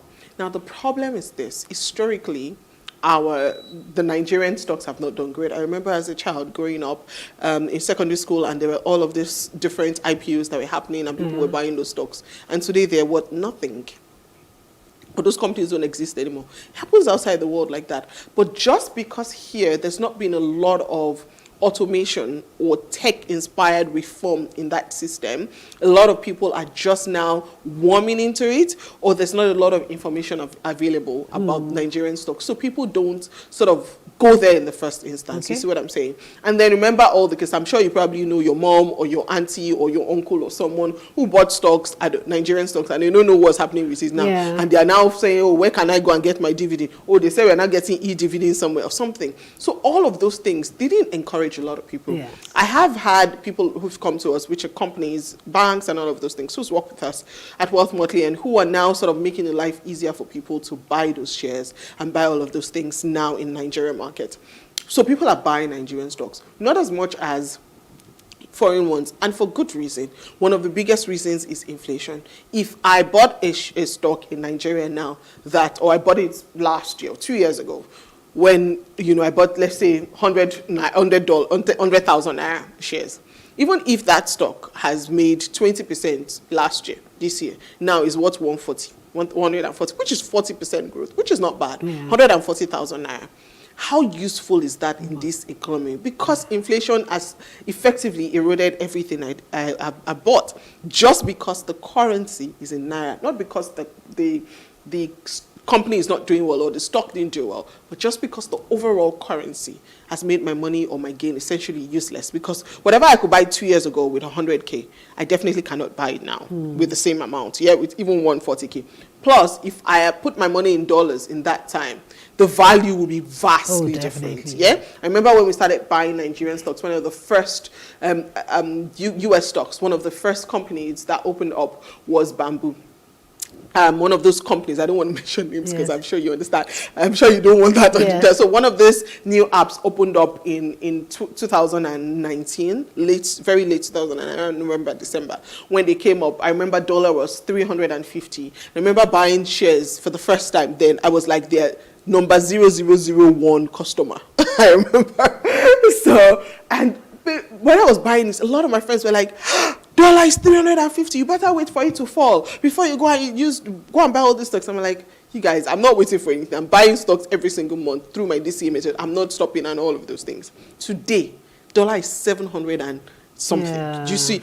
And that is how important it is to invest. So even if I had not made money all this while, my naira is still as grown astronomically because all of my stocks were in dollars compared. So those are some of the reasons why people shy away from the Nigerian market, Nigerian stock market. Another thing is just the transparency of information. So if I wanted to find out all the different details today about Apple or about Microsoft, every single detail of how much they sold in this year, how much they sold 10 years ago, how much their debt is, how much, I know that I can trust that information. The information is readily available to anyone. I can track, I can understand where exactly I'm putting my money, how much they're putting into research, how much they're growing new products. All of those things are there.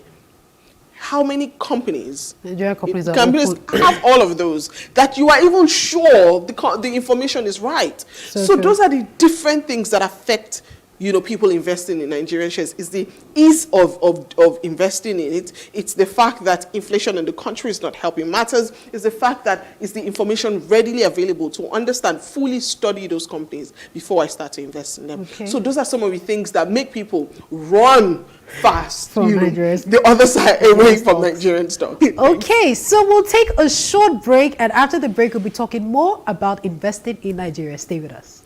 So this is 2023, the year where we make our money dreams come true. But that's not only mouth. You need to work hard this year, and it starts with investing right. I know I sound like a broken record. I talk about all of us investing. And this is Charles, by the way, the personal finance badass at Wealth Motley. Make sure you follow me on all platforms as much as possible, because I'll be giving you all the money gist, all the money info that you need to continue to grow this year. So starting with 2023, this is the year you need to invest. Warren Buffett told us that when everyone is fearful, that's the best time for investors to invest. And there is no time, in the present couple of years, there's more fearful than now. There's a recession looming, there's so much inflation, there's so much gist in the market. But this is the time that if you can't scrape together any single money, you should be investing it in your favorite stocks or your favorite ETFs. This is the time where you need to dam your resource as much as possible and find a way to safeguard yourself in the future. Your 10-year-old self, yourself in 10 years is going to be very grateful because you made that decision today. If you look at all of the indicators, everything is bad. And I know it sounds like a broken record when I say record, invest. Simple. It's because I understand that this is the time. And if you've been an investor before, you're probably wondering, I invested, my money is already down. My 10,000 is now 2,000. Yes, I understand. But find more to invest in this time because now you're getting great companies at rock bottom bargain prices. So keep investing today and you can keep doing. If you have to find a second hustle, find a way to ensure that you keep investing in this time. It's more important than ever in 2023.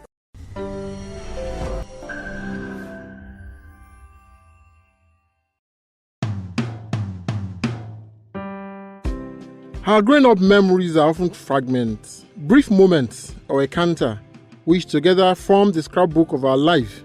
There we derive the wisdom and knowledge, so deep that they cannot be wished away. My name is Professor Deji Fashui, and here are my good old days reminiscences. Although I was born in Akure, Ondo State, my dad, Chief Gabriel Oluwadare Fashui, hailed from Ilogbo Ekiti, Ido-Osi, local government area of Ekiti State, and mom, Florence Idowu Fashui ni Afolabis from Ado Ekiti. Dad retired as the program manager of Ondo State Agric Development Program, while mom retired as a senior matron in various government hospitals in Ondo State and later Ekiti State. As the second child of 6, growing up was beautiful as we were categorized among children of the elites in a completely egalitarian society where civil service was a leveler and devoid of the present commonplace of bribery and corruption. In those days, anyone living beyond his means was immediately ostracized and seen as a leper by the community. Only permanent secretaries could ride Mercedes and Volvo cars. The saving grace for a lot of public civil servants then was the Udoji Lajes. My mom was one of the beneficiaries. As a nurse, she was able to buy her first car, a Datsun 180K, sometimes in 1975. Prior to that period, the whole family had to make do with my father's Peugeot 504, and of course, a manually driven car. Don't just start imagining how the whole family will cramp themselves up in that car for a family outing. Yet, we were generally contented and there was dignity in labor. In those good old days, education was compulsory and largely free at primary school level for everyone in the southwestern part of Nigeria, including Akure, where I grew up. There was no class discrimination or distinction in schooling, as virtually all schools were government-owned. I remember with nostalgia that my parents decided to allow us go to St. James's Primary School barefooted like other children, not because they couldn't afford the shoes, but because we must not be different from other pupils. I ended up becoming the senior prefect of the primary school, representing the school in various debates and quiz competitions frequently organized by government at the time. I left St. James's Primary School for the prestigious Christ School Ado Ekiti, where I had the greatest foundation and molding, like many other peers at that time. Those days in Christ School Ado Ekiti afforded us the opportunity of meeting colleagues from different ethnic groups in Nigeria, especially those from the eastern and midwestern part of Nigeria. We cultivated their cultures and found a blended midpoint of interaction devoid of animosities. We were simply members of the same family. Till date, most of us set mates as of that time still find it funny reliving our lives and times at Christ School. Still, no class segregation in spite of our individual achievements. Nobody cared if you are a high court judge, captain of industry, governor, or a big name somewhere. Everybody goes by his first name, and your name is your name. God save those of us with bad aliases. We are also relished with nostalgia. Life was simply good and a lot tolerable. It was survival of the fittest, as nobody tells you when to wake up, eat breakfast, or go to class. It was my first total freedom from home, and I did not bungle the opportunity as some of our friends were christened NFA, no future ambition. Life was not as riotous as it is today, although there were few cases of spoiled brats who will do anything to lure us to exotic life on campus. But I was already fully formed in the secondary school, and the Christian ethos were never compromised. I must confess, we had our own fair share of pranks in those days too. Dad and Mom, if you are listening, let me apologize in advance for this disclosure. I remember we would steal Dad's car key for some midnight parties without his knowledge, even while living under the same roof. We would push out the car outside the compound before starting the engine, travel occasionally with the car, arrive back home safely before the family morning prayers, wash the car, and we would pour a lot of cold water on the bonnet to cool the hot engine, to forestall suspicion of a hot engine, particularly from our FBI trained investigator mom, who was sure to spot any infraction. Anyway, it is what it is. Guys must be guys. In all of this, we did not lose sight of the lessons. We were taught and we imbibed the ideals of hard work, which we were told to be the prelude to a successful life. We were taught that nothing good comes cheap, and that there is no shortcut to success in life than hard work and commitment to your chosen career. Those lessons paid off and helped a great deal in my rise through the ranks to become a professor and the dean of the Faculty of Agricultural Sciences in Ekiti State University. I must not fail to mention that my journey in life took me at some point to the eastern part of Nigeria, where I had my youth service and my master's program. In those days, the East welcomed me with open arms. It gave me the best opportunity of appreciating the culture, mentalities, norms, and idiosyncrasies of others, and the need for a harmonious relationship. This taught me a lot of tolerance with the understanding of different cultural backgrounds. I was fully accepted into their fold. I had cordial and almost filial relationship with my supervisor, Professor F.C.O. Bioa, who took me as a son. And on a lighter note, I almost brought home an Igbo lady as a wife. Those were days when we saw each other as one, unlike today when the apparent divide is very disturbing. Talking about passion, my experience in the computer world woke up my latent talent in ICT, and this motivated me to later establish a computer outfit in Akure, Ondo State called Workman Computers. This company was an instant success, even though with a lot of rough takeoff. Workman is still flourishing under the management of my wife while I've taken to academics. Another big lesson in entrepreneurship. My worry is the continual slide in our social values with a concomitant depreciation in ethos of hard work and dignity in labor.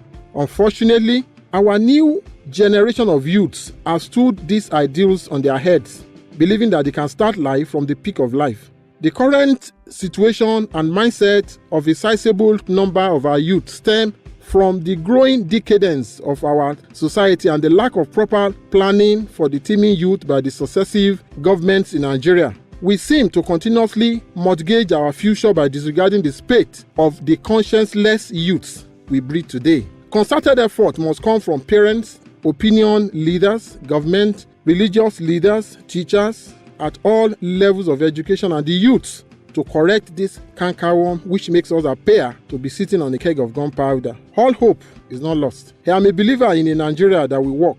I hold on tightly to the tiny but strong rope of hope that with a will to make the difference, we can change the narrative.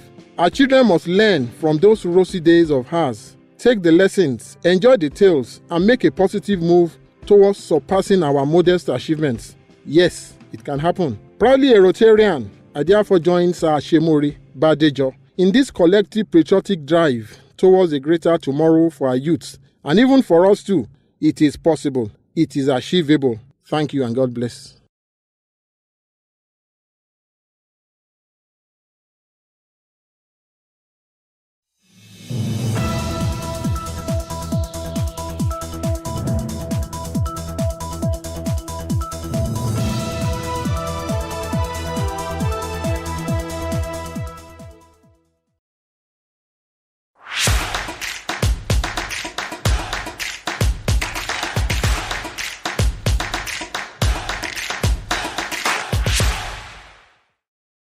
My name is Titi Adeose. I'm one of the 3 female co-founders of Naija Kids, an edtech company that develops digital content for children. So what we basically do is we provide content. You know, with COVID and everybody going online, that's really where there's a major gap. And so we bridge that gap by providing fun learning digital content that makes online learning completely effortless and a lot of fun. So this started in 2018. So in 2018, if I take a step back, I'd been saying I wanted to do something for children because my son, my younger son, is a typical digital native. He doesn't like learning. Do you understand? We're always battling, fighting with the laptop. That's all he wants to do. So one day someone said that if that's how he learns, why not provide him content, for that? And I said, wow, okay, that's actually a good thing. So I now started developing content for him to be able to use on the device. And when more people were interested, that's really how Niger Kids came about. So we provide digital content. We take any subject, any topic, and just transform it into something that is fun, that children will want to learn. So now my son is the one that's always telling me, Mommy, have you done a game on fractions? Have you done a game on decimals? When I say go and do your book, say, okay, can I play a Niger Kids game instead? So for him, that's, meanwhile, this is someone that before I'm always battling with. I say, go and read your book. When I say go and read your book, he's coming. I'm going to drink water. Oh, I'm coming. I'm going to the restroom. Oh, I'm coming. And then 2 hours have passed. We haven't done anything. But now, playing something that he likes on a device that he likes was just, you're just excellent. And that's really what brought about Niger Kids. I studied engineering, so not even electrical, and computer. I actually studied mechanical, but my other partners studied computer science and computer engineering. So 3 of us came together. But I'd been an educator because I actually volunteer in church. So I've been passionate about education. I didn't know that I was going to end up here, but it's something I've always been passionate about. And the part that I'm passionate about is creating content that is fun. So I always say, how can I teach this topic in a fun way? I'm always saying, okay, let me create a puzzle. I go online, look for a puzzle maker and create a puzzle out of it. I say, okay, you know what? Maybe this is how I'm going to do it. I'm always looking for the fun angle to teaching the same subject. I don't want to bring it same old, stand in front and just, that kind of thing. Mine is, let's make it fun. Because I think about when I was young, what are the things that made learning fun for me? What are the things I still remember now? The truth is that the things I still remember now are all the things I did to fun. I tell people that, when you think of the Monopoly game and the streets of London, you only remember them because of the Monopoly game, not because someone taught you. So my idea is fun learning that makes it effortless, learning that makes children want to learn and they want to excel. And so when my son is now doing very well in school, he's like, yes, this is the secret, this is the secret. I'm not a genius. That's what he thinks now. Look about how you learned this, various countries, rivers in Africa. If I tell you, remember the rivers in Africa, I'm sure you remember them because we had this fun song. There are 7 rivers in Africa, 7 rivers in Africa, oh now, Niger, Senegal. So those are the things that we remember. Anything that our teacher taught us that was really fun. Years later, if someone asks you, you're just amazed at how much you remember it. And then with technology now, it helps us transform those fun elements, all those gaming elements. And that's really what games do. They transform the gaming element, scoring points, climbing levels. Do you understand? Dressing up, getting things for your avatar. They're all fun things that we associate with the things that we are learning. The fact that I'm doing coins, I'm doing against, playing against my mates. They're all competitions that we already do in the classroom. So things that we already do physically, the only difference we've done is that we've made them digital. We provided them as digital content. Even me as a parent, marking my son's worksheets can be tiring. But when he's playing a game and it's a digital content, the answers are already marked. So it's stressless for me. So it's a two-way thing. I'm happy, he's happy, and we're all happy. Before I started, Niger Kids with my 2 partners, what I'd done is I was working in a consulting firm. So I worked in KPMG for over a decade, risen up to the role of senior manager. And then I left and then joined a colleague that set up a fast food restaurant. So that was really my first step into the entrepreneur journey, being an entrepreneur. Before then, I'd been in corporate. But all that while, I'd done things in education. So not only that, I sit on the board of an NGO that provides free education to children in poor communities. So I'm passionate about education. So it was just a lot of my loves coming together. My passion for fun, learning. My passion for creating things. Creating content. I did that from my consulting background, creating content, and then I just added the education, the games, the gaming elements, and all those loves just came together to then form what currently is Niger Kids. So what happens is that we have it on the App Store. So we have it online, we have it on the App Store. So you can download the app and then go subscribe to play the games. Select your child's age.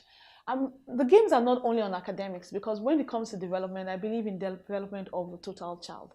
So I'm a proud Nigerian. People say, oh, Niger Kids. I say, yes, I'm Niger, proudly so. So I'm always promoting things about Nigeria. So we have games that promote things about Nigeria's culture, Nigeria's food. Apart from Nigeria, I'm also about people being successful. when I look at my career, I'm saying that we need to raise up the next generation of successful people. So financial literacy is key for me. I want my children to now spend money. I want to retire early. You know, that kind of thing. So financial literacy is also another thing. So we bring all that together that makes the child complete. And then lastly, values. So we're also looking at values of honesty, of integrity, of hard work. So we bring all those elements, not just the maths, the English and the science. No, it's everything together. So it's really on the App Store. So either you do it on Android or you do it on iOS, which is on the Apple Store. So you download the app, you sign up, and then your children can play any of those games. The initial idea was really not about making money, but of course, when you go into a business, then you have to make money to pay your bills. So that was really the plan. So we are sat down, we had this wonderful plan. Then we now started meeting the obstacles. What were the obstacles? The obstacle was internet is expensive. A lot of people don't want to do a lot of things, online. So we now had to say, we have to develop an offline version of it. Then apart from that, then people don't have devices. Devices are expensive. So maybe, okay, how do we do it so that it's both on the mobile devices, can also be online? So that was it. It was challenging. So we went to market schools, and schools were like, oh, they don't have the infrastructure for it. It was challenging. Education technology was challenging. Honestly, it was a very slow grind. I think the luck that we have is that because there are 3 partners, when one person is discouraged, the other person comes up and peps up. So it was hard at the beginning. So we had to start balancing with a lot of things. A lot of people wanted things they could take away because they don't have to. We then created an activity book version of our game, something that is hard copy. So that also helped them bring you. In business, you have to pivot, innovate. And then guess what happened? COVID happened. COVID happened, and then suddenly all the schools that were like, no, there's a physical classroom. So they didn't need technology. Technology wasn't a mandatory thing to have. Then COVID happened. And then all the talk about technology just changed.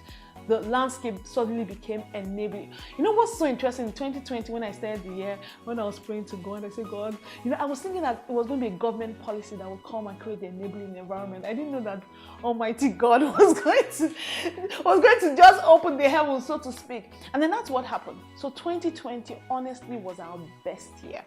2018 was like a year of struggle. And I remember months that we look at the revenue and nothing has come in. We look at the revenue, we pay our staff, and we'll be the last people to be paid, and we're like, how do we hustle together? So it was tough in the beginning. There were a lot of those obstacles.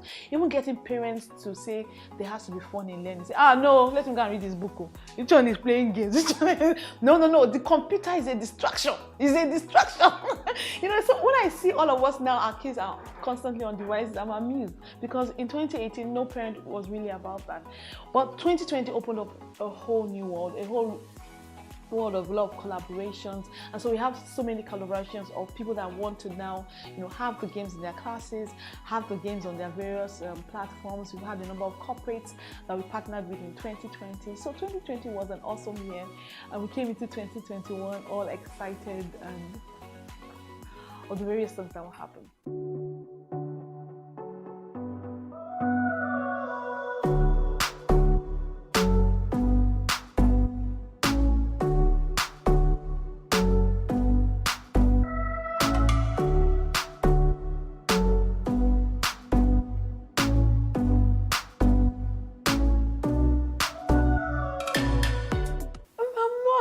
There's pandemic, but I'm happy that technology is now, a front burner. We have been saying that, honestly. I tell people that when you look at all the jobs now, technology is such a key part. So you shouldn't bring up children without technology. And it can do so many things.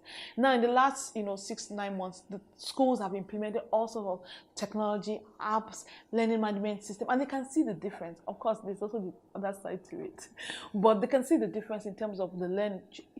We had a library before in the school, but now with the digital library, they have access to thousands of books that you don't even have in your physical library.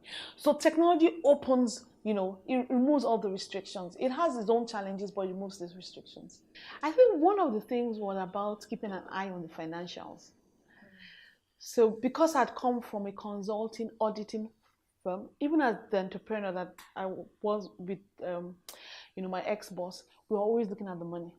So we're looking at the income, we're looking at the expenses. How are we going to pay the next bill? How is the money coming? What products are making money, what are not, how do you cut off? I think that was really the most important thing that I took away from that you have to keep an eye on the money. I now tell every entrepreneur that you have to have these financial skills. If you don't know about money and you don't have one of your partners that do, it's going to be a major issue for you.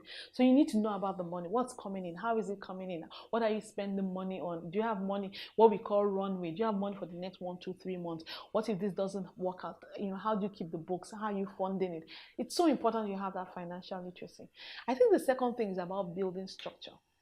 One of the things I've learned, is you have to have a structure for everything. Try and standardize everything. We have team meetings, we have templates for everything. We're having the team meetings, we're having even offer letters.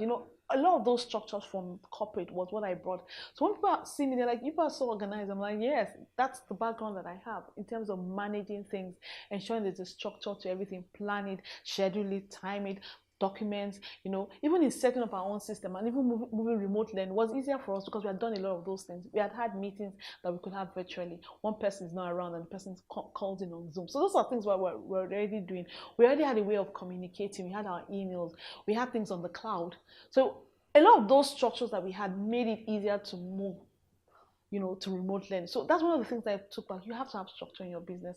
You have to keep upskilling your staff because you can't be everywhere. As you become the face of your business, it means that you're doing a lot more things than the actual operations. So when you're attending interviews, when you're going for all the marketing, you're not there in the operation. So you need to build that operation into a lot of documentation. We take time to document the process so that whoever is there knows what they need to do. And then we're always seeing what skills the staff need, how do we train them, how do we help them improve. So those are, I would say, 3 key things that help, and then just make it easier when you hit it big. Or when you're in the process of hitting it big. What I tell people that whatever you want to do, just start. Don't think about the money. Just start. In hindsight, I converted a little store in my house to my office. So I brought out everything from the store, cleaned it up, put 2 tables and put 2 chairs, and that's where we started. Till you get to a place where you're going to pay rent. So I'll say start with what you have. Look for your first customers. I'm wiser now in terms of the next products we do. I'm already looking for who is going to buy it even before I fully produce it. So I'm like, okay, this is our next idea. But I'm saying, let me go and talk to this corporate. Let me go and talk. So it meant that in terms of money, that's really not your major hindrance, is to plan to have a goal. Start with your family and friends. The first people that I sold anything to were my family and friends. I still do it now. I write a list of 50 people that are my family and friends, and I'll start sending them SMS messages. I said, are you interested in this? Once you have that interest, then you already know the people. And I said, okay, can you prepare for it? Can you prepare for it? So that means I already have the money for it. Keep your expenses low. So when you do that, where you're not, going large, you're always looking for what's the cost-effective way of doing this thing. In the beginning, people can go and order people to come and do the videos. In the beginning, you do the videos on yourself. You get your husband or your son, so hold the camera. Mommy wants to do a marketing video. So my advice to people is that don't think about the money. Think about the idea. Look for the first group of people that you sell it to. Ask them if they trust you enough to pre-market, to pre-order.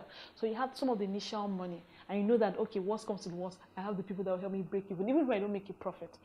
I think keep good records. You need to keep good records. Separate your personal money. So you know everything that is coming in and everything that is going out, and see that it's balanced. But I would tell people, just start. Don't think, it's not the money. If you say you want to start a salon, don't start with go rent a salon. No. Go and say 7 people that I'll be making their hair for. Who are these 7 people? Let me start to them. So I'll come to your house. Don't worry. Hey, madam, you need to buy the attachment. Send me the money. So that way you don't really have any cost. The only cost is the transport, which will be catered for by the person that makes, that pays you. So I say money is not an issue for any idea that you want to do. It's just start. It will not be perfect, but just start. When you start as an entrepreneur, you don't have all the skills. So you have for the core thing, but you don't have all the things. So you start collaborations from. I remember that in the beginning, I'll call a friend of mine who is working in a company. I said, do you want to do some PP? Okay, you help me with the graphics, you know. So I'm saying collaborations can be something as simple as that in terms of when you don't have everything, who are the people that you can work with? And then the collaborations that we now do are other education technology companies that already have the market, but they don't have the gaming element. So recently we partnered with Gradely. Gradely is another ed company, but they prepare videos, learning videos for children. So we provide the games. We've partnered with Edvis. Edvis also provides a school management system. And we say, okay, can our games be on your platform? We keep partnering with various people that we say, okay, these people already have a platform, they already have a market, but they don't have what we have. Can we partner with them? Currently, we're partnering with Glow to have our games on, you know, and we went live this week to have our games, you know, on there. So we keep on looking for those partnerships. Sometimes the partnerships are not even that we are having our games on. So sometimes partnerships are, you know what, can you just grant us the visibility? Our main clients are parents that have children within the ages of 3 to 13. When we first started, we were looking at parents that had the ages of primary school, so between 6 and 10. But as you have more demand, that people come and say, oh, I have a 3-year-old, so we went down to people that are in nursery school, and someone says, oh, but my child is in GSS 1, GSS 2, do you have something? Then now we've gone up to, you know, junior secondary school. So it's really driven by the demand. And that's one of the things that we need to be careful about. When we first started, we were driven by my passion, what my son likes. But I had to sit back, get the feedback of saying, okay, I like this, but not everybody likes this. So I think one of the things that's important is that you're always evaluating who are your target market and what do they want. So a number of things that are driven by what their demand is. So when we started with some of the games, people say, what about in maths, in science, in values? We have the ones that we are passionate about. We also have the ones that are being driven by the customer. So increasingly we get feedback from customers, and that's so important in your business. Your business is not for you. It's something that you need to always remember. It's for your target market, and what are they saying? What are their demands? So even concerning the games, when I look at where we started to where we are now, people will say, okay, the games are too heavy to load, so that means I need to shed some of the excessive graphics that I've put in there. So your customers are key. So we started with parents, and now we've moved to corporates. A lot of corporates, especially during this COVID period, saw, oh, there was suddenly children could not go to school. They wanted to give back.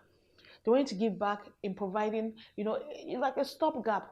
And that opened up a new well of partnership with both, you know, corporate organizations and NGOs. The Nigeria element is that making the learning have local context.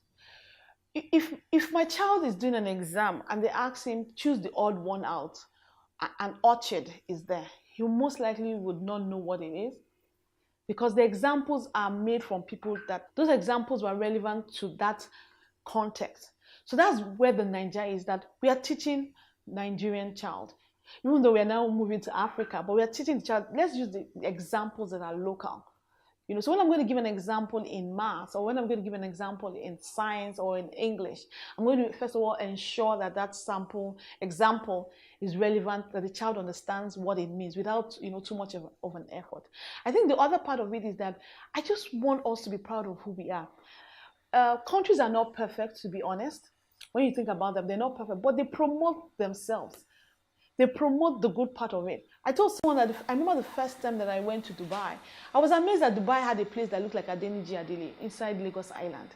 Because when they're promoting it, they don't go about promoting, you know, all the bad parts of it. And that's really what I wanted to do as well. I wanted to promote to the next generation the good things about Nigeria. It's not all bad news. You know, so we have this game called Who Wants to Be a Brainiac? And I will ask you, who's the richest man in Africa? He's a Nigerian. The country that scored the first gold Olympic in football, in boxing, they were Nigerians. Who is the first person to write a novel? You know, it was a Nigerian. So there's that thing of being proud of who you are. It's not all bad stories. And I noticed a lot of other countries do. They promote, that's why there's the American dream. So for us, it's promoting things that are Nigerian. We also want the values. When we look at Nigeria today, I'm saying, what are the things that can help us change? It's also our value system.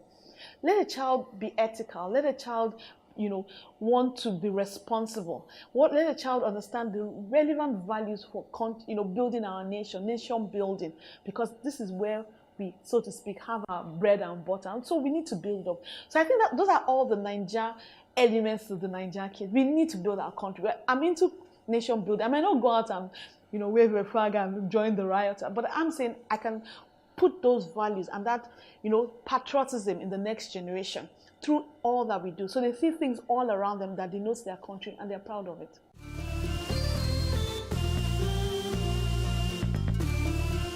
Teaching online takes creativity.